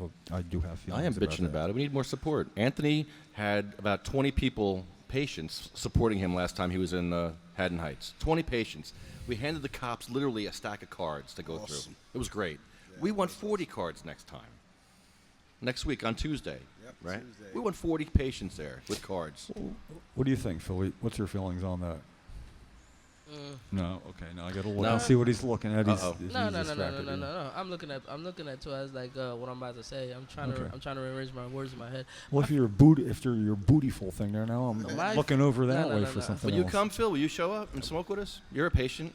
Oh, of course. But no, I am. But then again, not only that, to it as like, you gotta understand. Only reason I never really came out to any of the tours, because I know a lot of people. I do business. You didn't see to as like I just pulled up in my brother's Maserati. That's why I got dropped off. I know a lot of big people. I know a lot of big corporations. You didn't call me so I could see that legendary car. We're going back to the car. We're going back to my house. My brother's at home. But the thing is, so as like, I can't put myself in harm's way, especially if I know I'm gonna be in harm's way. Don't forget, I'm also ex-military, I'm ex-federal, so that I know the stuff that I could do and I know stuff that I can't do. Now, going out and everything like that and talking and going out smoking in front of the station is one of the things I can't do. Disrespecting cops is one of the things I cannot do.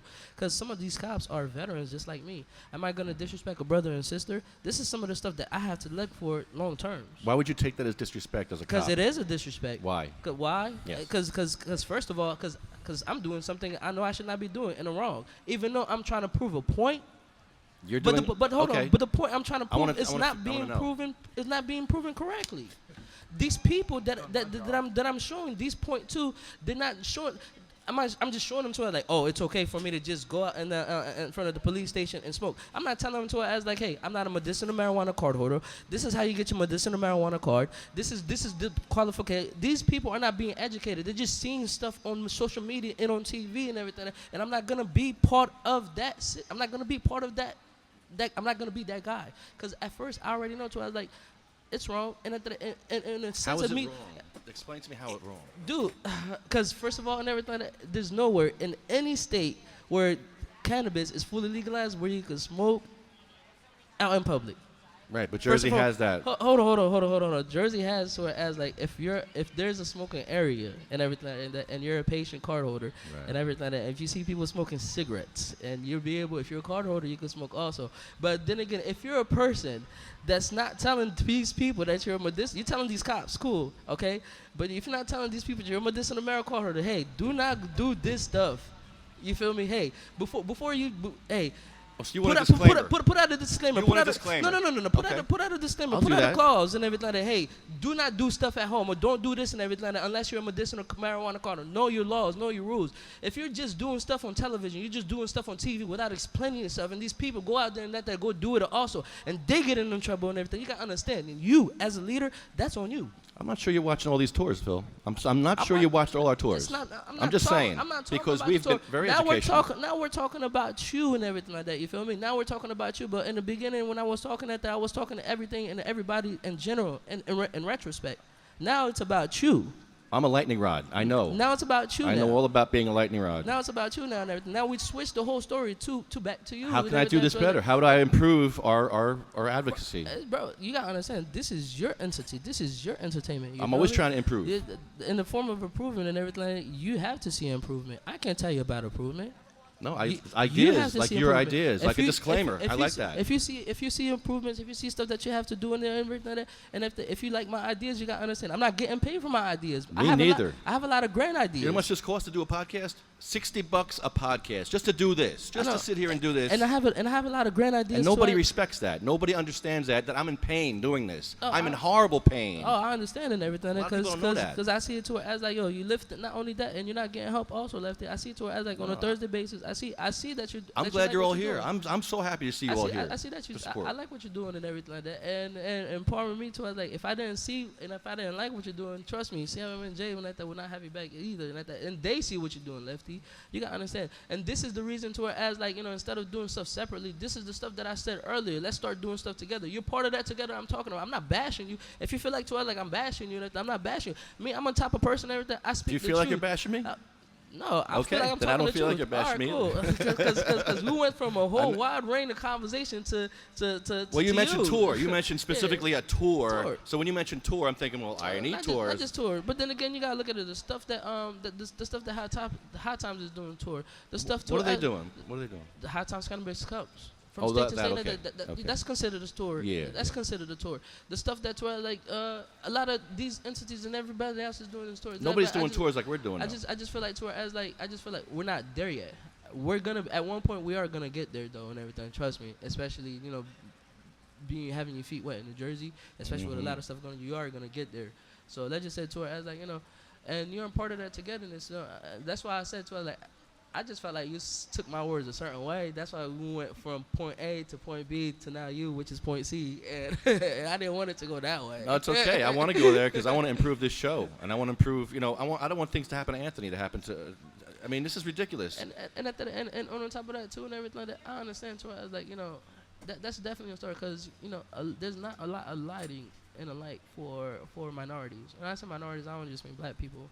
I mean different color people, females, veterans, military. Like there's only one group of people that's keeping on getting rich in this in this industry, and it's a rich white man. And I don't want to take nothing away from him. That means that you're very intelligent, you're very smart. But look, like before, Does it? you gotta understand though, Does and it everything really? like that. I just feel like Tora as like. Yes, really, in business, and I know business, and I'm not gonna talk business. Let's just cut A that lot right of these there. people get grandfathered in. Though. They get the money to get grandfathered in. It's still business. They get lawyers helping them out. It's still business. They're still they're babied and coddled. These people. It's still I know. business. I know. I agree with you, but Because at the end of the day, you could give somebody $100 million. You could give two different people $100 million, right? Now you give a person $100 million, you give another person $100 million. Now you do the study.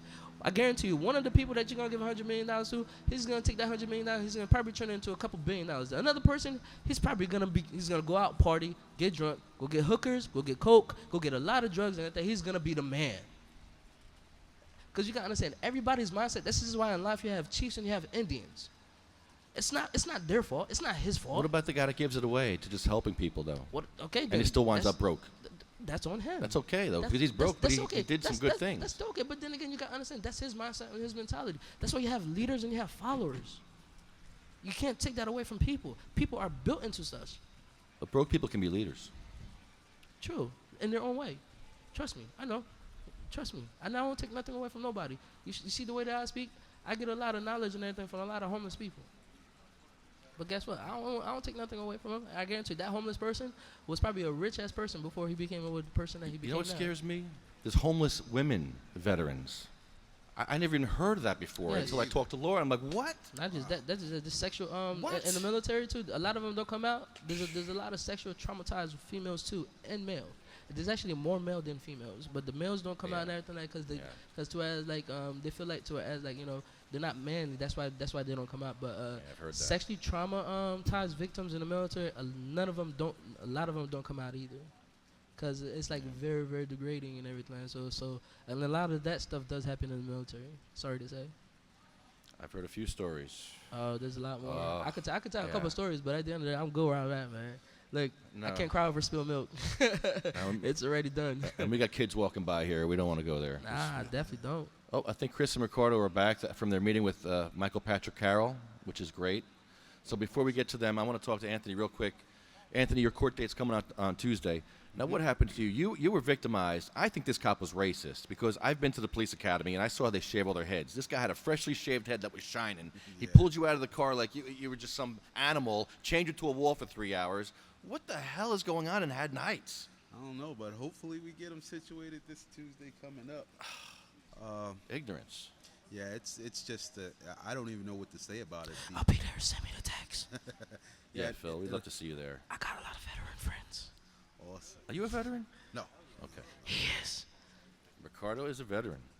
but the initial offense happened in February. Yeah. And it's been tossed through courts and supposedly dismissed, and now back to Haddon Heights this Tuesday. So after about 4 months for unjustifiable cause, hopefully we get to the bottom of it Tuesday. So they kicked it down to municipal. So I guess they don't have these felonies anymore. They dropped some of the felonies. Is that what happened, or no? We don't know. I don't. I just know just as much as you guys know. Wow. I mean, I just received a letter that I have court this upcoming Tuesday for the same two charges: the tail light and the possession with the intent to distribute of my own medicine. Wow. And they still have all your money too, so Yep. you can't even get a And my lawyer money. because they have your money. Exactly. They're like, here, we'll take all your money away. Now go fight us with no money. Like, what? Exactly. You're already victimized by your disease, by your illness. Yep. You're victimized by the government. Now you're being victimized by some racist cop in Haddon Heights. Yep. What was his name? Was his name really Schittler? Really? Was it really? It started with the K and ended Crush with ya? the R. I'll crush you?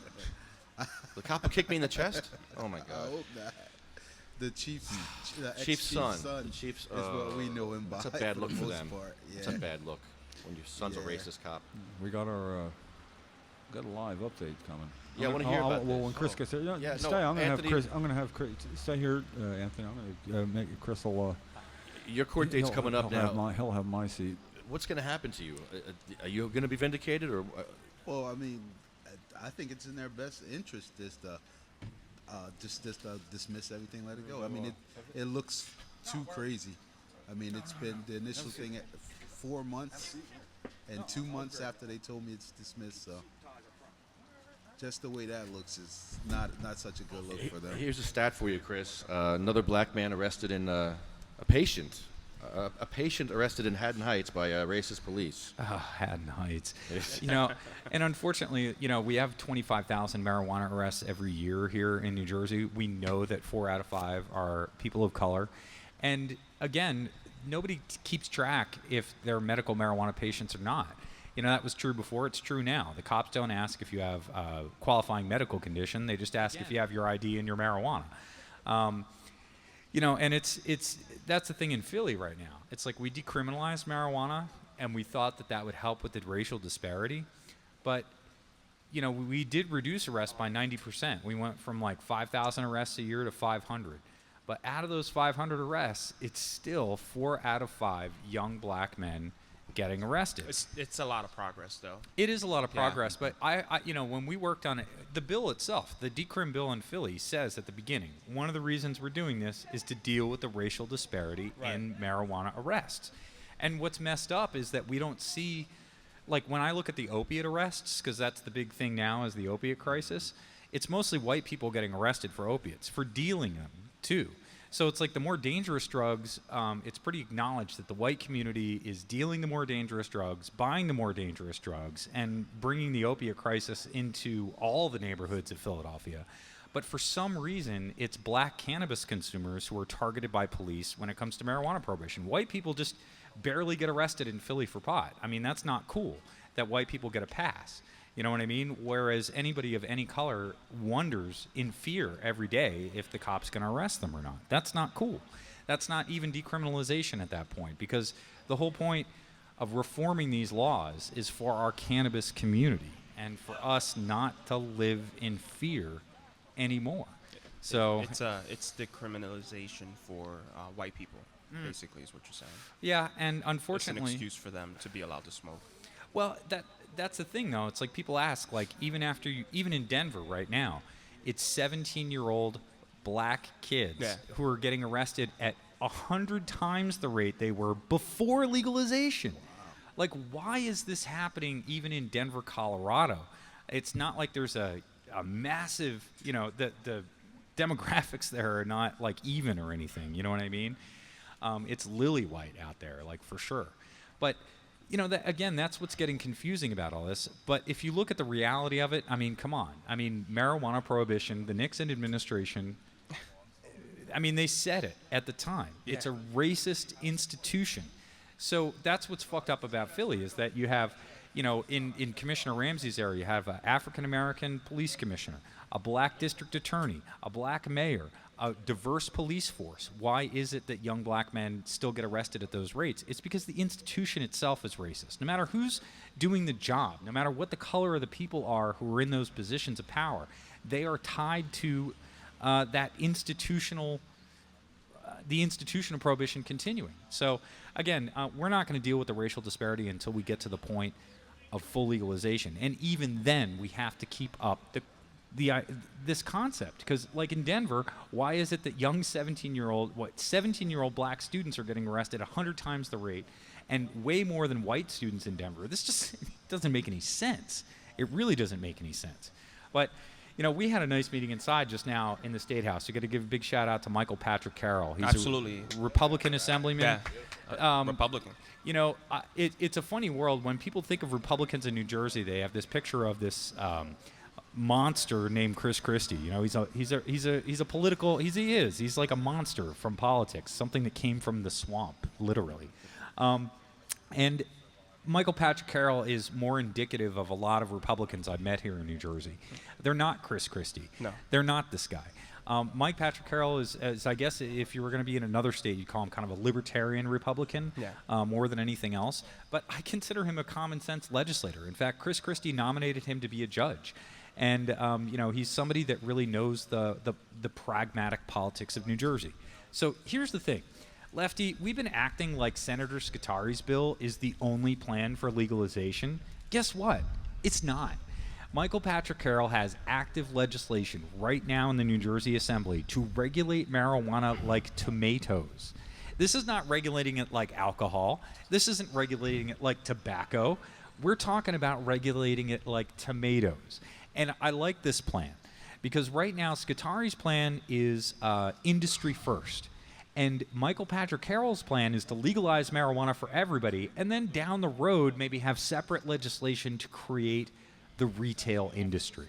And that's starting to make a heck of a lot more sense these days because the retail industry is what's kind of screwing up marijuana politics right now. I hate to say it. I mean, we always thought that we'd legalize marijuana in Colorado and California. The industry would make hundreds of millions of dollars, and then they would invest in freedom for everybody else. But that hasn't happened. Instead, the marijuana industry has looked at New Jersey and Pennsylvania as lucrative markets where they don't want competition. They have been successful in Colorado, and they want to bring that success to New Jersey and screw everybody else in New Jersey who has a plan that might be able to do it better. We're missing something here. The reason that we came up with CBD-rich strains in Colorado for epileptic patients, the reason that we came up with 1 billion cool products is because Colorado is a free market. They don't have limited licenses. It's just like having a bakery in New Jersey. It's compliance-based. If you can qualify for the Department of Health in New Jersey, you can open a bakery. If you can comply with the regulations in Colorado, you can be in the industry. It's just like any other small business. But we've gotten used to this idea with the medical marijuana programs that these are exclusive industries, that they should have exclusive state contracts, and then just a few operators should control this massive market. And again, this has not worked for us in healthcare. This hasn't worked for us in oil and gas. This has not worked for us in all these other places where they've tried the same scheme. And we can't let that happen to marijuana. It's not like there's going to be a monopoly in marijuana. Nobody would ever want that. But we don't want it to turn into an industry that only has a few players, because that is not where this market has come from. We don't have the wonderful products we have. We all still be smoking the shittiest stem seedy weed ever.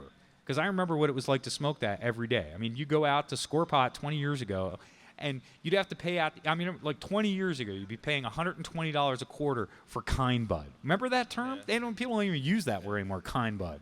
Hydro. But you'd be looking for it. You know what I mean? You'd be like, where's the kind bud? Because everything but kind bud was shitty brickweed that was full of stems and seeds. It was even brickweed if it was grown here. They'd make it into bricks if it was grown here. It's awful. I want to also, mention, to the cannabis community that's listening right now, this bill is S3195. If you get it, that's Scutari's bill. Yeah, 3195 is Scutari's bill. And 3195 is the industry plan for New Jersey. So yeah, you can do a comparison between the two bills, between Assemblyman Carroll's bill and Scutari's, and you can see they're like night and day. We're urging everyone, and this is what the Assemblyman told us, was to have everyone in the cannabis community reach out to their legislator and tell them, hey, this is what we support. That bill that Bill Scutari is putting out is going to hurt us more than it's going to help.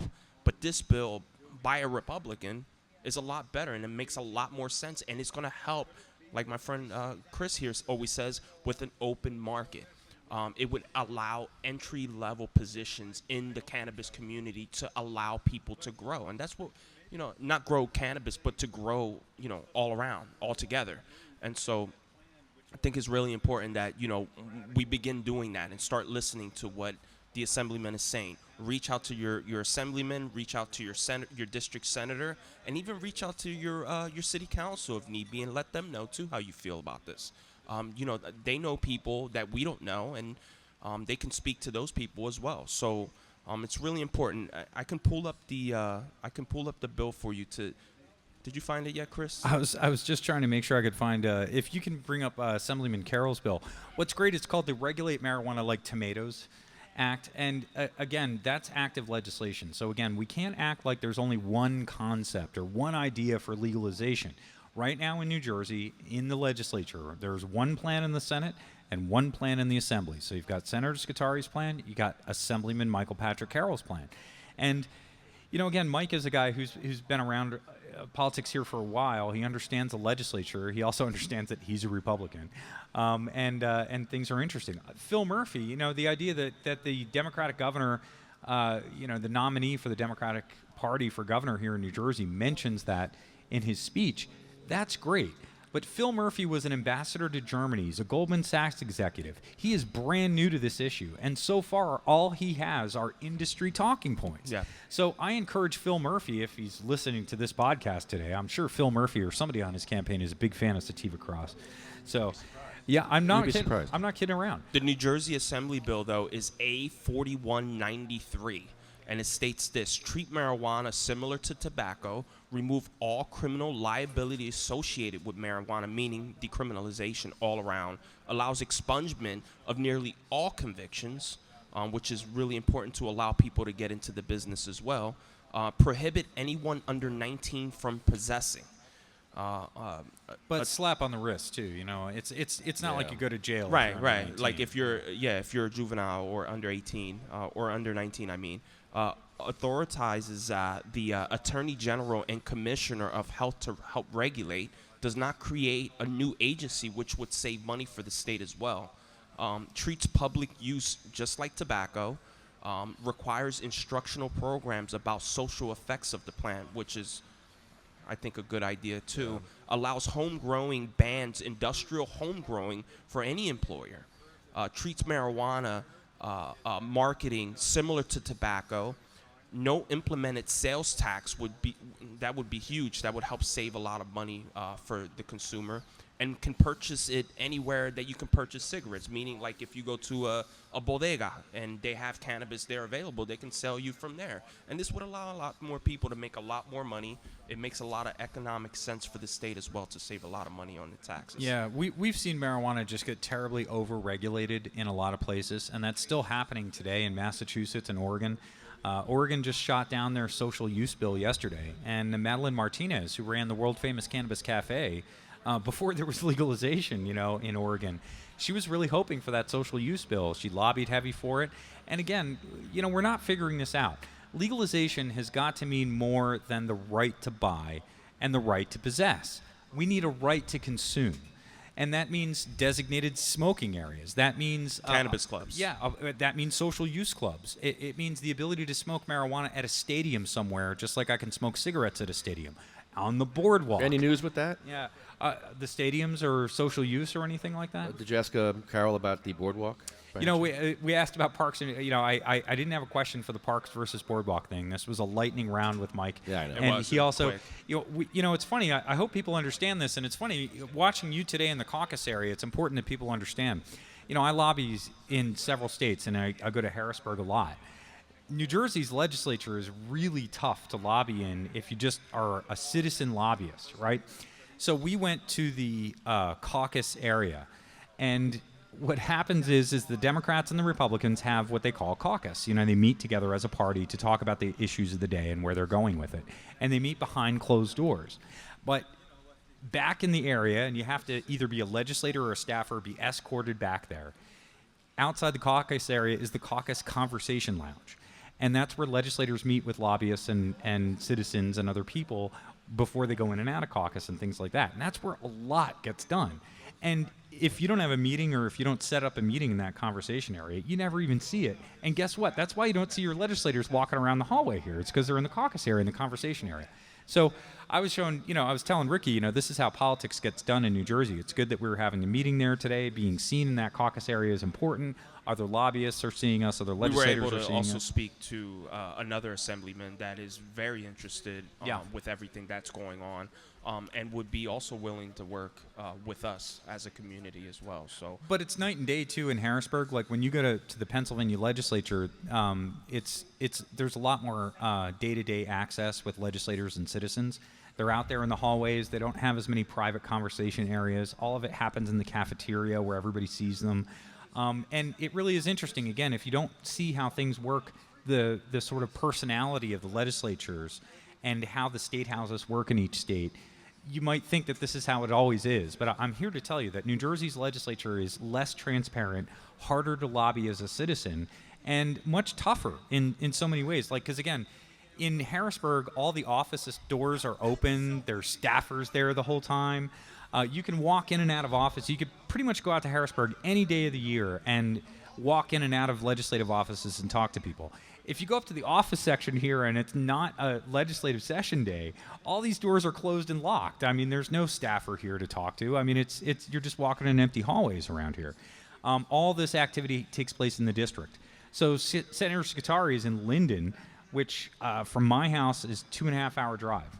And I've been to his office many times. So if I really want to make a stink with Senator Scutari about this bill, I'm going to have to get in my car and drive 2.5 hours to Linden and camp out at his office. And that's much different than how we do things in Pennsylvania.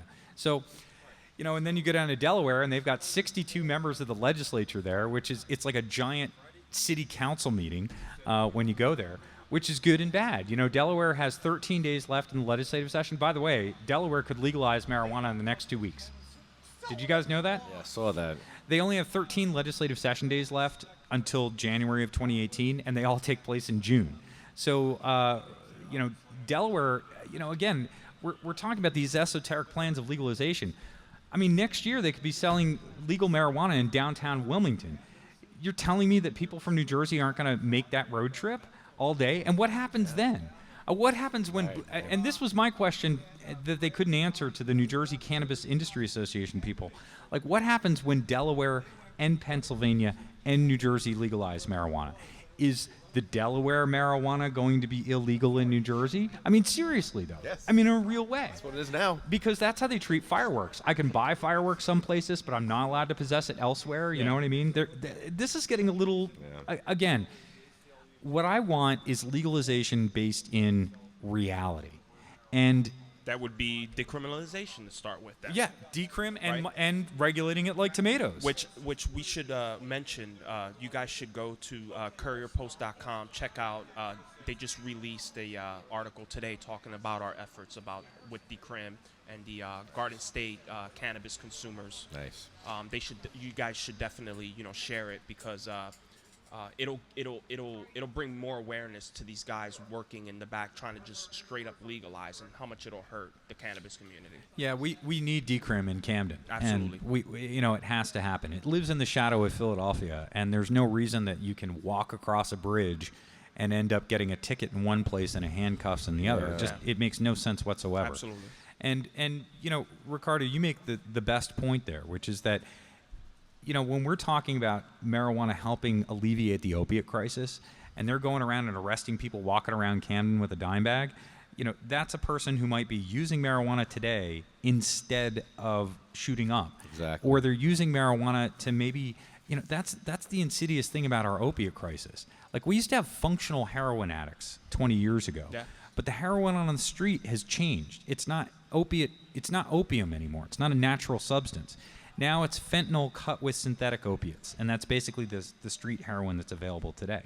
So if we can get people using even one less dose of street heroin, if we can get them super baked, if we can give them a jar of cannabis oil that makes them sleep through the afternoon, that's giving them enough time between their doses of this horrendous street heroin today that they don't die.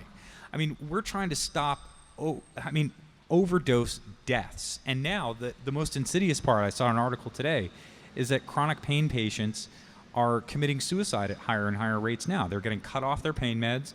They know that their only option is street heroin or buying expensive pills on the street, and their suicide rates are going through the roof. Look, we're talking about a life or death decision when it comes to legalization anymore. This is not just about getting high.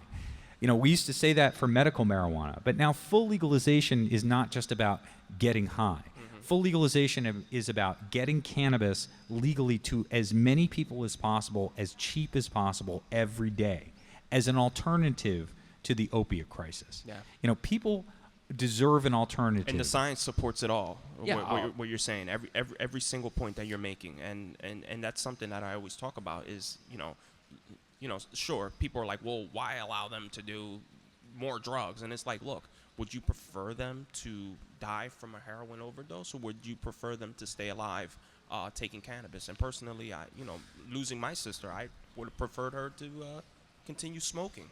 I got a question. Absolutely. Who's going to see this bill first, the Assembly or the Senate? Neither the Assembly or the Senate is likely to vote on either of these bills. Which one? Okay. Yeah, Scutari's okay. So Scutari is having hearings on June 19th here at the State House at the Senate Judiciary Committee. Yeah. So they're having they're on 3195. They're having open public hearings on June 19th at 10 a.m. And the question is, some of these when they have open public hearings, it doesn't always mean that it's open public testimony. Sometimes it's invitation only testimony. So we're still trying to find out if it's open public testimony.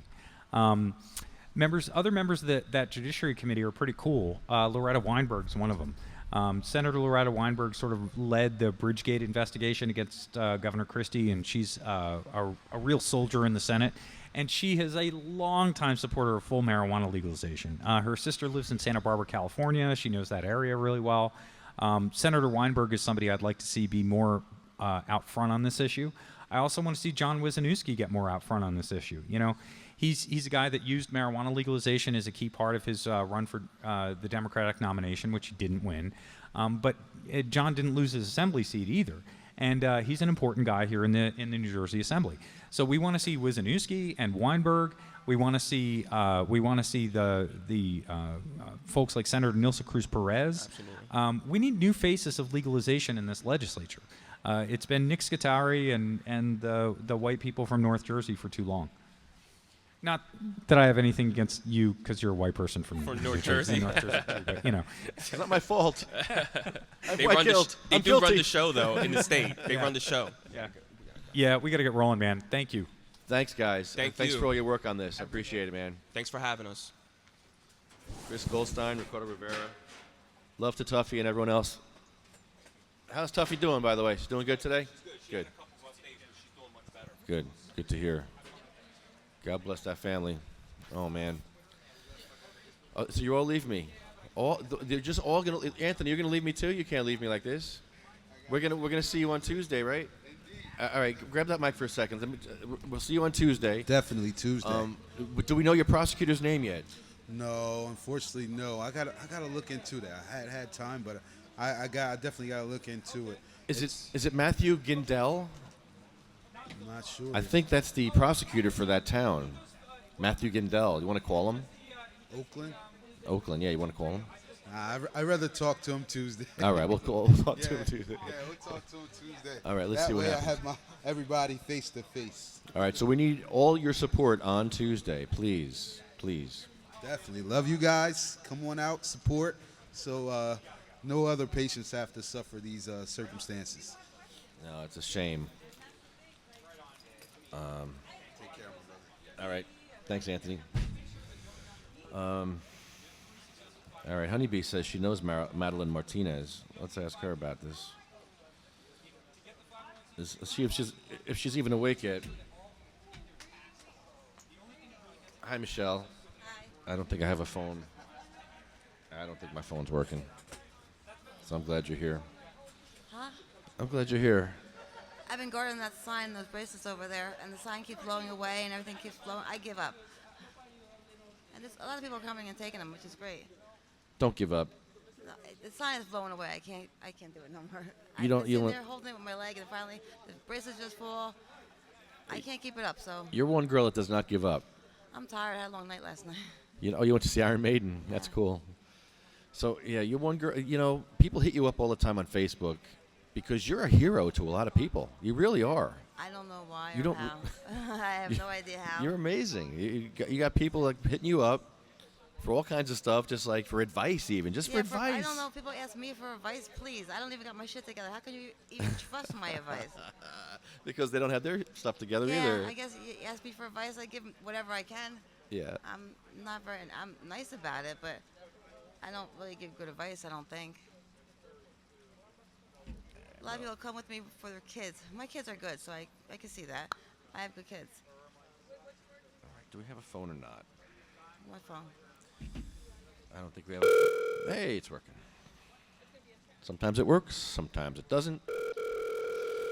We're going to call Oregon right now. In Oregon, they don't have a lot of these problems that we suffer here in New Jersey. In Oregon, they're just not as uptight as we are in New Jersey. No, they're really not. They're not. They're laid back. They have a medical program that they're like, I don't need a medical card. I got recreational cannabis here. I'll just use that. And even if they can't smoke outside, they could just buy it, no problem. Like a 7-Eleven or something. I don't know, but they have a lot more dispensaries there than we have here. You're on the air with Sativa Cross. Good morning, Honeybee. Good morning. Can you hear me? Oh, my God, really? Oh, God. Oh, God. Oh. Oh. Technology. Hey, doesn't it suck? Really?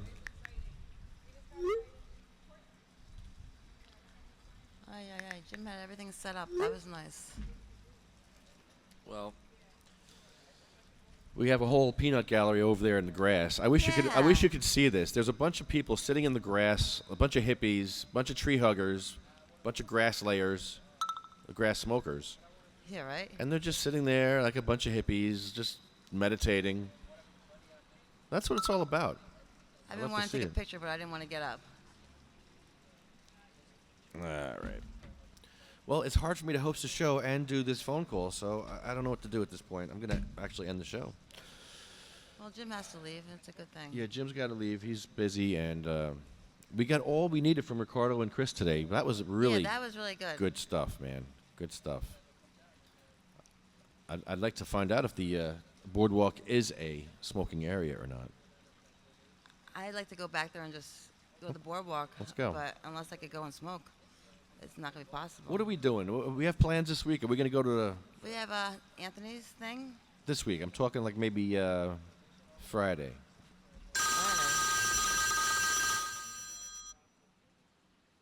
Let's see if this works. You're on the air with Sativa Cross. Hello. Yellow. We are having a social gathering over here. Oh, We are yeah? missing you.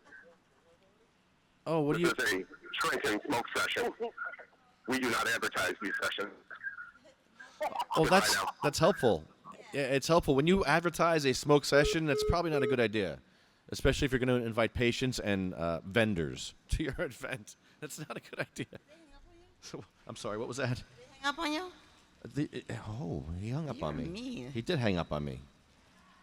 You know, I think I'm going to go over there. He hung up on me. That was that Liberty guy. Who? That was that Tony Liberty guy. Oh, was it? He's full of liberty, that guy. He's just full of it. He's full of freedom. He's yeah. The guy's full of a lot of things. He's swelled up with freedom, that guy. Yeah, I think so too. He's swollen. You ever see him? Look, he's all swollen with liberty and freedom and justice for all. Is he the one sitting in the chair? Look, he's got the head thing on his head. He looks like a hippie. Looks Look at him. like a hippie? All the girls love him. Yeah. Oh, What can you stop say? being jealous. What can you say? They love you too, Lefty. They used to love me in high school when I was hot. I'm not hot anymore. Yeah, right? I'm when old. you were hot. I'm an old man now. Yeah, I know. I felt really old at the Iron Maiden concert last night. Yeah, really. At the Iron Maiden show, you must have felt like the oldest person there. No, I really wasn't. Everybody was just as old as me, but they could get up and dance. I can't. Did you I smell? think Yeah, really? you couldn't smoke weed anywhere there. Did you smell it there? No, only place you smelled is by me because I was smoking.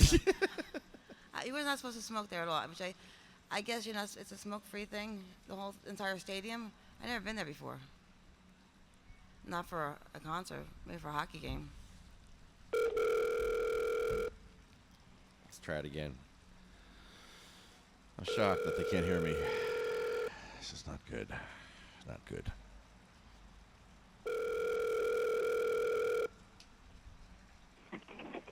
Hello? Please tell me you can hear me now. Hello? Oh, God. Hello? Just go. Goodbye. Just talk. I can hear you. Ah, crap. Technology. How much more money do I have to spend for stuff to go right? Really? I have to go broke for things to go right? Come on. I don't know. I don't do technology. Oh, apparently I don't either. Apparently I'm asked out on my technology tip today. All right, well, we're going to go through our list here anyway. I want to thank our sponsors. We have some great sponsors. Yeah, we do. Happy Daddy Products is one of them. I love them. You ever burnt your hair off with a torch, Michelle? Not recently, since I got my magic butter machine. Oh, you got a magical butter machine, Yes. so you don't burn yourself anymore. Not anymore. You make butter. I make butter, which You- I'm out now. You're but smart, because there was a better way to medicate, and you figured it out. Yes, I did it, and thank God for the magic butter machine. That's right. Magical butter makes your recipes better. Right, Jim?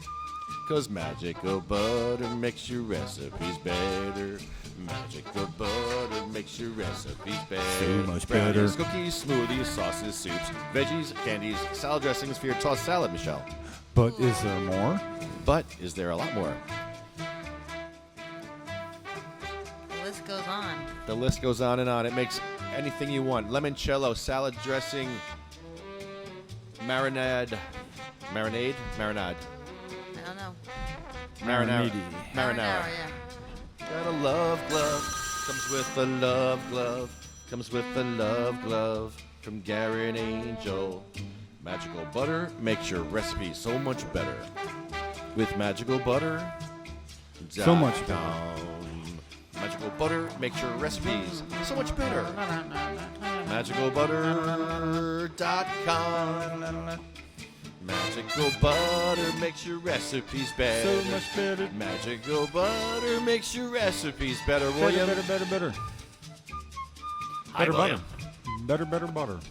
What's your line, William? Give me your line.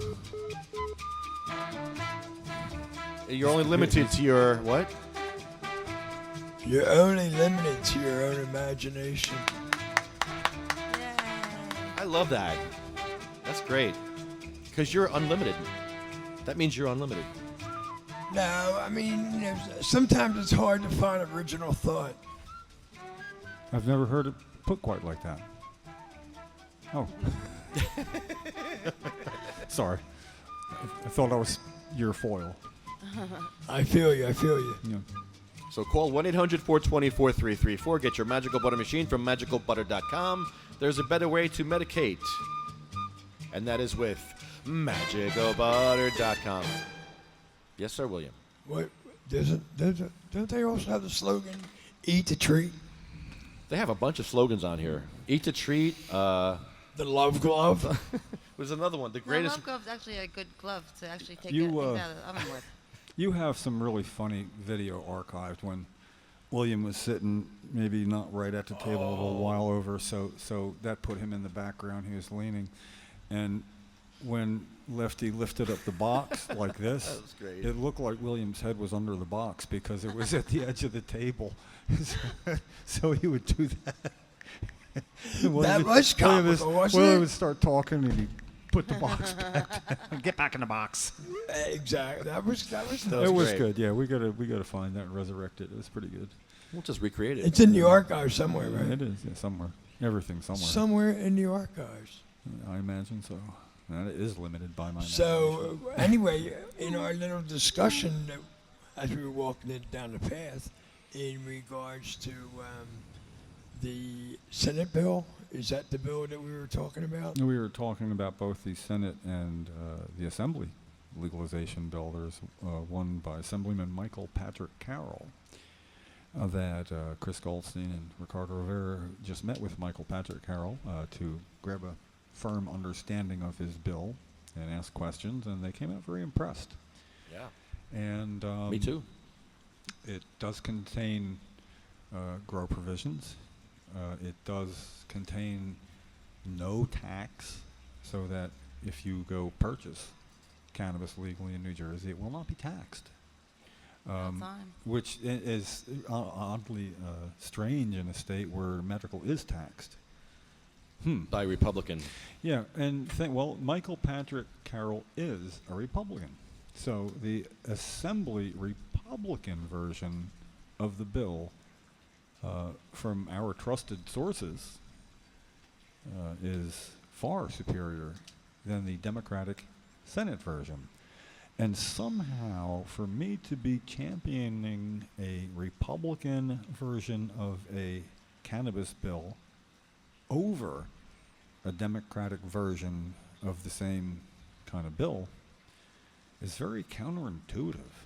I'm going to enjoy saying Republican 10, 12 times in a sentence in a good way, because, you know, that'll bring it up to about 1% of times I've talked about this, where it would sound good, because normally it's not very flattering. And so on one hand, we have 13 Democratic Assembly people who voted against post-traumatic stress, and we will be asking for reasons why. And then we also have then a Republican Assemblyman who has a bill that we can ask Republican legislators, what do you think? And it'll be fun. So the consensus by Ricardo and Chris was that we need to have a concerted effort to promote that this Assembly Republican bill is superior to the Democratic Senate version. Of course, for me, I can't say anything about it as a board member of the coalition. I have to have like a hat like Mr. Drucker had in Green Acres, which oddly enough is the name of the hospice where my mom's in hospice now, a place called Green Acres. And in that show, Mr. Drucker had, I forget what else he was. He had 2 jobs in the town. He had a hat where he could turn it around and it would be the other. William's old. He remembers that. Yeah. Well, I need one of them. I need a hat that says Jim Miller, private citizen, and Jim Miller, board member, CNN, and Jay. So I may make one up just to wear. You can here. separate that in your statement. I know I can, but you can't get away from it when I'm wearing that's it. the political correctness that they're using today. Yeah. So feel free. Well, I get to separate that and speak as an individual. I get to do that. I get to do it and nobody needs to give me permission. I don't need no stinking bats to do that. Exactly. And fair warning to everybody, I will be clearing out pretty darn quick after this because I do got to go see Mama, and I'm going to give Philippe a ride back home. Yeah, William, while you're here, why don't you talk about medical-freedom.com? Yes. Okay. Ready, go. Medical-freedom.com. That was good, yeah. He was at the gate on that, wasn't he? No, all serious though, it's a very we love medical-freedom.com. We do. Well, one of the products on that site is the State of Compassion /420 victory flags. Yeah, they're very well known and popular. Yeah, but you know what? I had to come up with a sell sheet the other week, so I was able to come up with like a little statement in regards to the flags are based on prohibition and democracy of cannabis and hemp.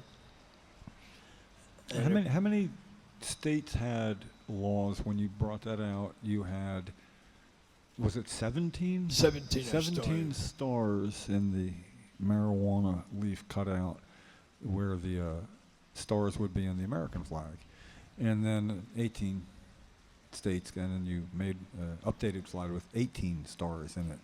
How many stars did it finally figure? Well, I mean, financially speaking, you're going to have all 50 stars soon. Yeah, I mean, you know, then you can get sued. I do have a plan on that, but that's down the road. But anyway, but that's how long ago you've done this. This is not a new idea. That's going back a ways. No, it is. It's going back. Yeah, all in terms of cannabis advocacy, 5 years is a long, long time, and this is longer than that. Yeah, and then we had Lefty and Wayne and Jay Weedman and Sesamelia and Santos, and they went to Harrisburg, Pennsylvania.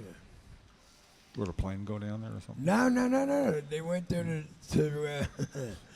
to see Harry J. Anslinger. Oh, is that where it is? How far from here? Because I know people that would feel very relieved to see his grave. I'm sure. Yeah, on many levels. They would feel very relieved when they saw his grave. Okay, now he got it that time. I had to break it. 3 I times. had to really break it. Do you get it? Did you get it? Do you get it? Did you get it? How about now? Anyway, sorry. That's funny. Yeah, it's about Hello? Honeybee, can you hear us? Really, Honeybee, you can't hear us? Oh boy, killing me. Never mind. We have technical difficulty. Well, medical-freedom.com. Get your State of Compassion flags from medical-freedom.com. Well, thank you for that. A percentage of all flag sales go to patients with PTSD. You know, where There you go. I proudly flew mine when I was in the hospital for 59 days. There's many pictures of me flying Williams flag there because people would ask about it. You know, it wasn't windy, so it wouldn't be up there. So I had one with my one broken foot and put it in between my toes that weren't working and held it up with a hand and a foot. So, but you know, that's a good place to have that conversation as well. You know? Yeah, I mean, you got. Yeah, well, it does invite. Yeah, it does. It does invite discussion, no doubt. But you know. So we had I considered a very informative, spirited podcast today. Very good. Yeah, I love it. I do too. And like I was saying, I like that they're can be differences of opinion or approaches discussed here on the podcast amongst ourselves with civility, equal time, and proper decorum, even through our passion for our way of representing.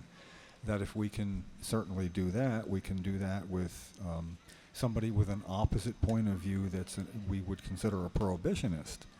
And they should be able to come one day and sit down and will get treated with equal time and civility. I'm not guaranteeing respect. I'm not going that far. But, you know, I would say it. My honorable colleague, you know. But we need to start. Guarantee you a seat at the table. We need to flush them out. You know, there are opponents. There are opponents of legalization. We are going to be, as we already are, advocating for it. So we would like them to come sit down, and if we can have differences of opinions with ourselves, spirited as it may become, we can certainly do it with anybody. So to people who have an opposite point of view, this would be the forum that you want to discuss it in. And my own congressman, Tom MacArthur, it doesn't matter whether I like him or not, when he was accused of being coward, you won't show up and do a town hall meeting because of your stance on health care. He did, and he took ridicule for 5+ hours. It was brutal to his face. My wife and everything and the kids, and you are the single biggest threat to the health of my family. You know, and he's standing looking right at the guy. Wow. And he did that for all these hours. So I'm just saying, if he can do that to display the courage of his convictions and gain quite the reputation, I would suggest to people that we would call prohibitionists, come sit down with us, do the same thing. We're not going to yell at you. We're just going to make good, solid points. We're not. No, we got microphones. We just turn the mic up. Talk calmly. That's what we do at cmmmnj.org. You know, we do. You bring your big speakers and put them through one of your littler speakers and have your big speaker next to it and labeled whose speaker it is and give them a disadvantage right there. No, we do need to do that. There are opposite points of view. Preaching to the choir, you know, as it's called, is good where you to hone your skills. But you got to take your skills outside the your comfort zone sometimes and talk with people who. And basically, I would do that. I talk with James Holsaffel, now a senator, and the one who still is the go-to guy for against medical marijuana. He went and spoke to a Sheriff's Officers Association meeting in 1994. And that was when he was the Ocean County prosecutor, or first assistant, before becoming Assemblyman in 95. And I went there, and when he had questions, and it was all sheriff's officers and me, and my hand went up on the back of the room, and I asked him about the threshold of 50 grams, where even if somebody like Cheryl, who can't move anything but her head, had more than 50 grams, she would be charged automatically with intent to distribute. And he looked me in the face and goes, "That's not true. There's no statute that requires that at 50 grams. I said, "Well, it's not a statute, but that's what happens every time." And he was telling me that that's not true. And not one person turned around to look at me, because they probably were shaking their heads. The guy's got a point, man. So what I'm saying is I have to go to their place to voice an opinion and have a brief discussion. I think that we should be able to afford them to come here and let them know they can do it. Or we start going where they are, enforcing the issue. But I know you like that better. That's what we do at sativacross.com. That is exactly what you do. And with support from magicalbutter.com. Big support. And Happy Daddy Products. We also support and are supported by NewJerseyWeedman.com, who sits in jail right now for almost 100 days, while rapists and murderers are out on bail, fentanyl dealers are out on bail, gangbangers out on bail. Well, they're not jeopardizing active cases by revealing a confidential informant's identity. Oh, we care about rats now. That's right. We care about rats and finks and jerks. We protect rats in our government. I love it. They need protection too. Rats need protection. They should need it. Well, I'm a snake and I eat rats. It really doesn't matter. I think that once is his information. I mean, I've seen his picture and his name because it's out there already. So Yeah. keeping him in jail is not going to take that back.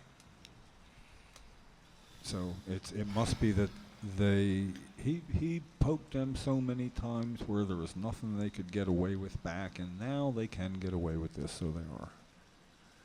You know, I'm not saying he shouldn't have. I'm just saying that, I don't know, sometimes when they can get away. Okay, I was arrested twice in Washington, once with Cheryl and once without her. Which time do you think I got better treatment?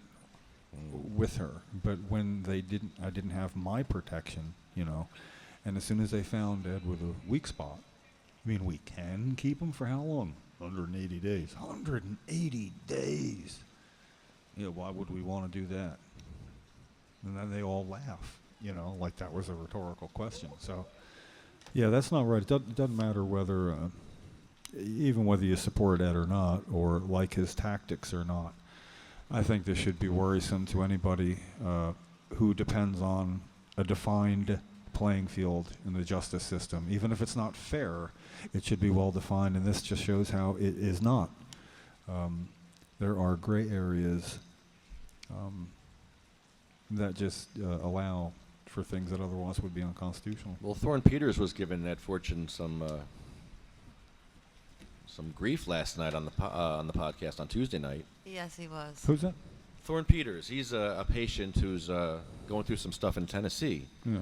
And he believes in no mens rea. He believes he is the law, and that that medical cannabis is a farce. That we don't need medical cannabis. He's allowed to smoke cannabis now before he gets sick.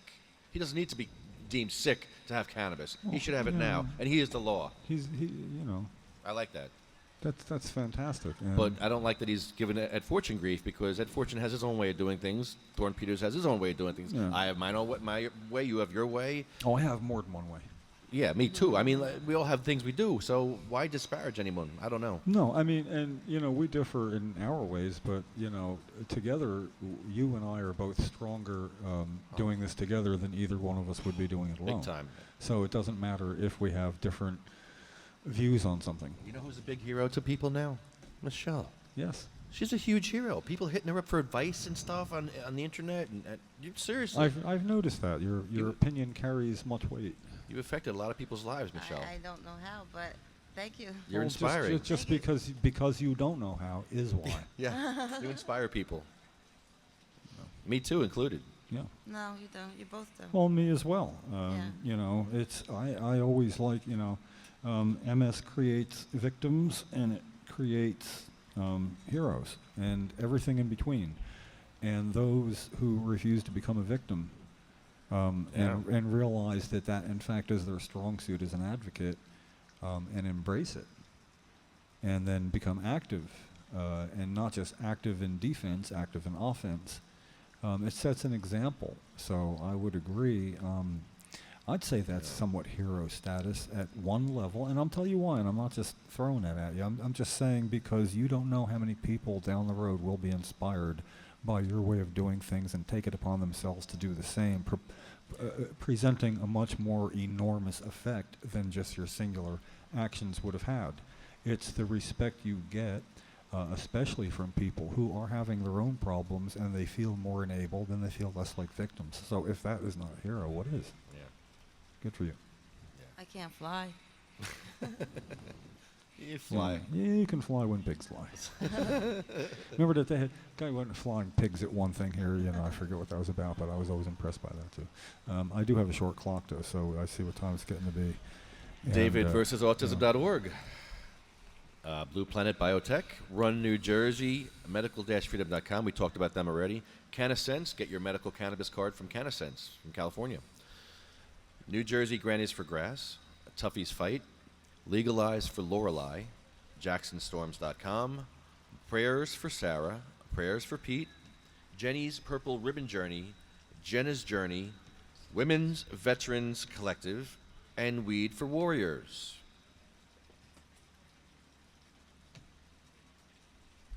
I like having the water as a background, so it's not total dead silence when we do our list. Water makes me feel good for some reason. The flowing water. I don't know what it is. It's a That's why I have sedative fish tanks. effect. It really helps you go to sleep if you hear that Yeah. babbling brook. But we do have to remember that there are those who have not survived to see what's going on now. And Your wife would be proud. And they took part in it happening, from Cheryl through and beyond Roger. I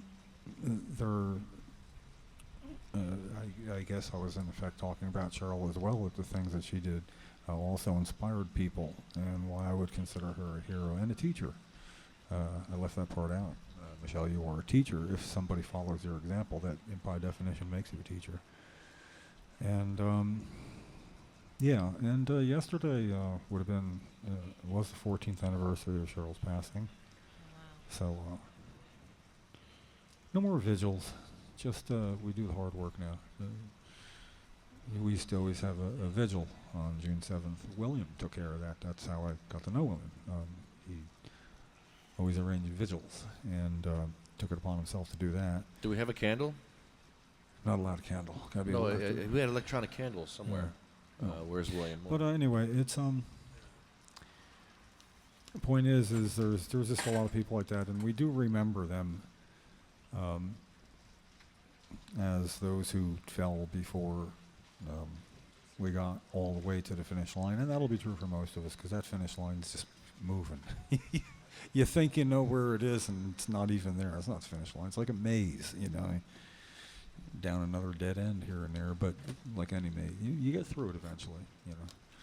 You see the light at the end of the tunnel. Oh no, that's when you don't make it. So we do acknowledge. We certainly can't acknowledge everybody, but those who we knew and many people knew of. And like Cheryl would say, she was asked by David Pace of the Associated Press in Washington, why do you keep on with this? Do you think this is going to be able to be of some benefit to you in your lifetime? And that's when she said, no, I'm trapped in my body and it's deteriorating, and there's nothing I can do about it. But at least there's other Cheryl and Jims out there who have more time. So she would do it for them. And I've come to think that, eventually we get to that. It's never going to be perfect. There's always going to be somebody left out, and we're always going to be there to fight for them. So, I don't know that we're going to see the end ourselves. But I was very heartened to see patients sitting on a blanket amongst the flowers on the lawn out Yeah, there. that looks really nice. And they were having their medicine there, because that's the point that Stephen Cuspilich determined was good, because when he was He is the law. When he was escorted away across the street, that is where the state trooper stopped escorting him, and that's where Stephen stayed that day. He let go of his hand right and there. He's been there ever since. And the only reason he's not on the exact spot is it's not as comfortable with a blanket on the sidewalk as sitting amongst the flowers. So there are dividing lines, and sometimes it works for you. But what my point is why would you want to go any further and smoke where cigarette smokers can, and invite a pushback that would in effect negate that? I love the beauty of it, that it's like the common layman's logic. It's okay, it's not here, but it's not all the way across the street where he's supposed to be, but it's closer to where he's supposed to be than where he's not supposed to be. So It's a good spot. yeah, it's good enough. Sabina Rose, a 15-month-old baby, put through the system as a 15-month-old baby. I said, here, jump through these hoops, Sabina's mom and dad. I know your baby's suffering. I know you don't have time, but here, jump through these hoops anyway, just because. Because we care about you, and we want you to jump through hoops for us because we care about you. I don't know why they made her jump through all these friggin' hoops to kill her. I mean, you obviously made the worst decision because she died. Well, they got so used to saying, what about the children for everything cannabis? What about the children? And then it got to be, what about the children? Yeah. You know, and we started saying that, and they got confused. Yeah, but wait, the children need So cannabis? That's, No. that's our line. No, that kid doesn't Yeah. need cannabis. Watch this. Watch. Yeah, we won't give it to her. Okay, we saw their children and we raised them veterans. Oh. It's a poker term. Yeah. They had nothing. They fell. They said, here, let's make you jump through hoops. But there are those who don't jump through hoops anymore, and there's a list. Like Diane, like Gracie, like Cindy Mae, Marie, Jack, Michael Dillon, Joan Ford, William's mother, Randy Robertson, Chad, Jeremy, victim of the drug war, Colette, Matt, Troy, Russ Perry, Jay Oleto, William Buckman, and our good friend Roger Barber, who is not here. Stress killed him. The stress of fighting the system, helping his daughter, and being the nicest guy to be around, all those things together killed him. Because he couldn't, you got stressed, you got to let it out, and he didn't let it out. He put on a brave face for his family and for his daughter, and that stress killed him. So we will always remember you, Roger, and we thank you for all the help you've helped me personally. I found his business card in my wallet the other day, and let's say it almost brought me to tears. Yeah. But I'd be lying about the almost. We can do better. Yep. We can do much better, and we're going to do better. So we'll see you on Tuesday. See you on Tuesday at Anthony's. I guess our podcast will be. Yeah, I was gonna say. What are we doing? A late podcast Tuesday? And then we'll do Yeah. Anthony, and we'll see. Yeah, You'll see us whatever. on Facebook Live Tuesday with Anthony, and we'll tell you what happens there. What if one of you post something and attention people to it when you'll be going live when you know? Yeah. Because sometimes I might be sitting somewhere and it'll say live on Facebook now, but it was an hour ago. You know, it's like Right. a notification. Yeah. So give a notification before Of the the notification. you know. Yeah, we'll protest not being able to protest and give notifications about notifications. We are going to do that. We're protesting the non-protest. All right. Well, guys, we'll see you on Tuesday for Anthony's case. Another patient being victimized by the system. When's it going to end? When we're all dead. Yeah. So we got to keep fighting. Hey, until then, keep going. Right to life, liberty, and pursuit of happiness. You know what makes people really happy? Getting rid of pain. You know, trade that over bowling any day. So we got an ode to get to. They shall grow not old, as we that are left grow old. Age shall not weary them, nor the years condemn. At the going down of the sun, and in the morning, we will remember them. We will remember them.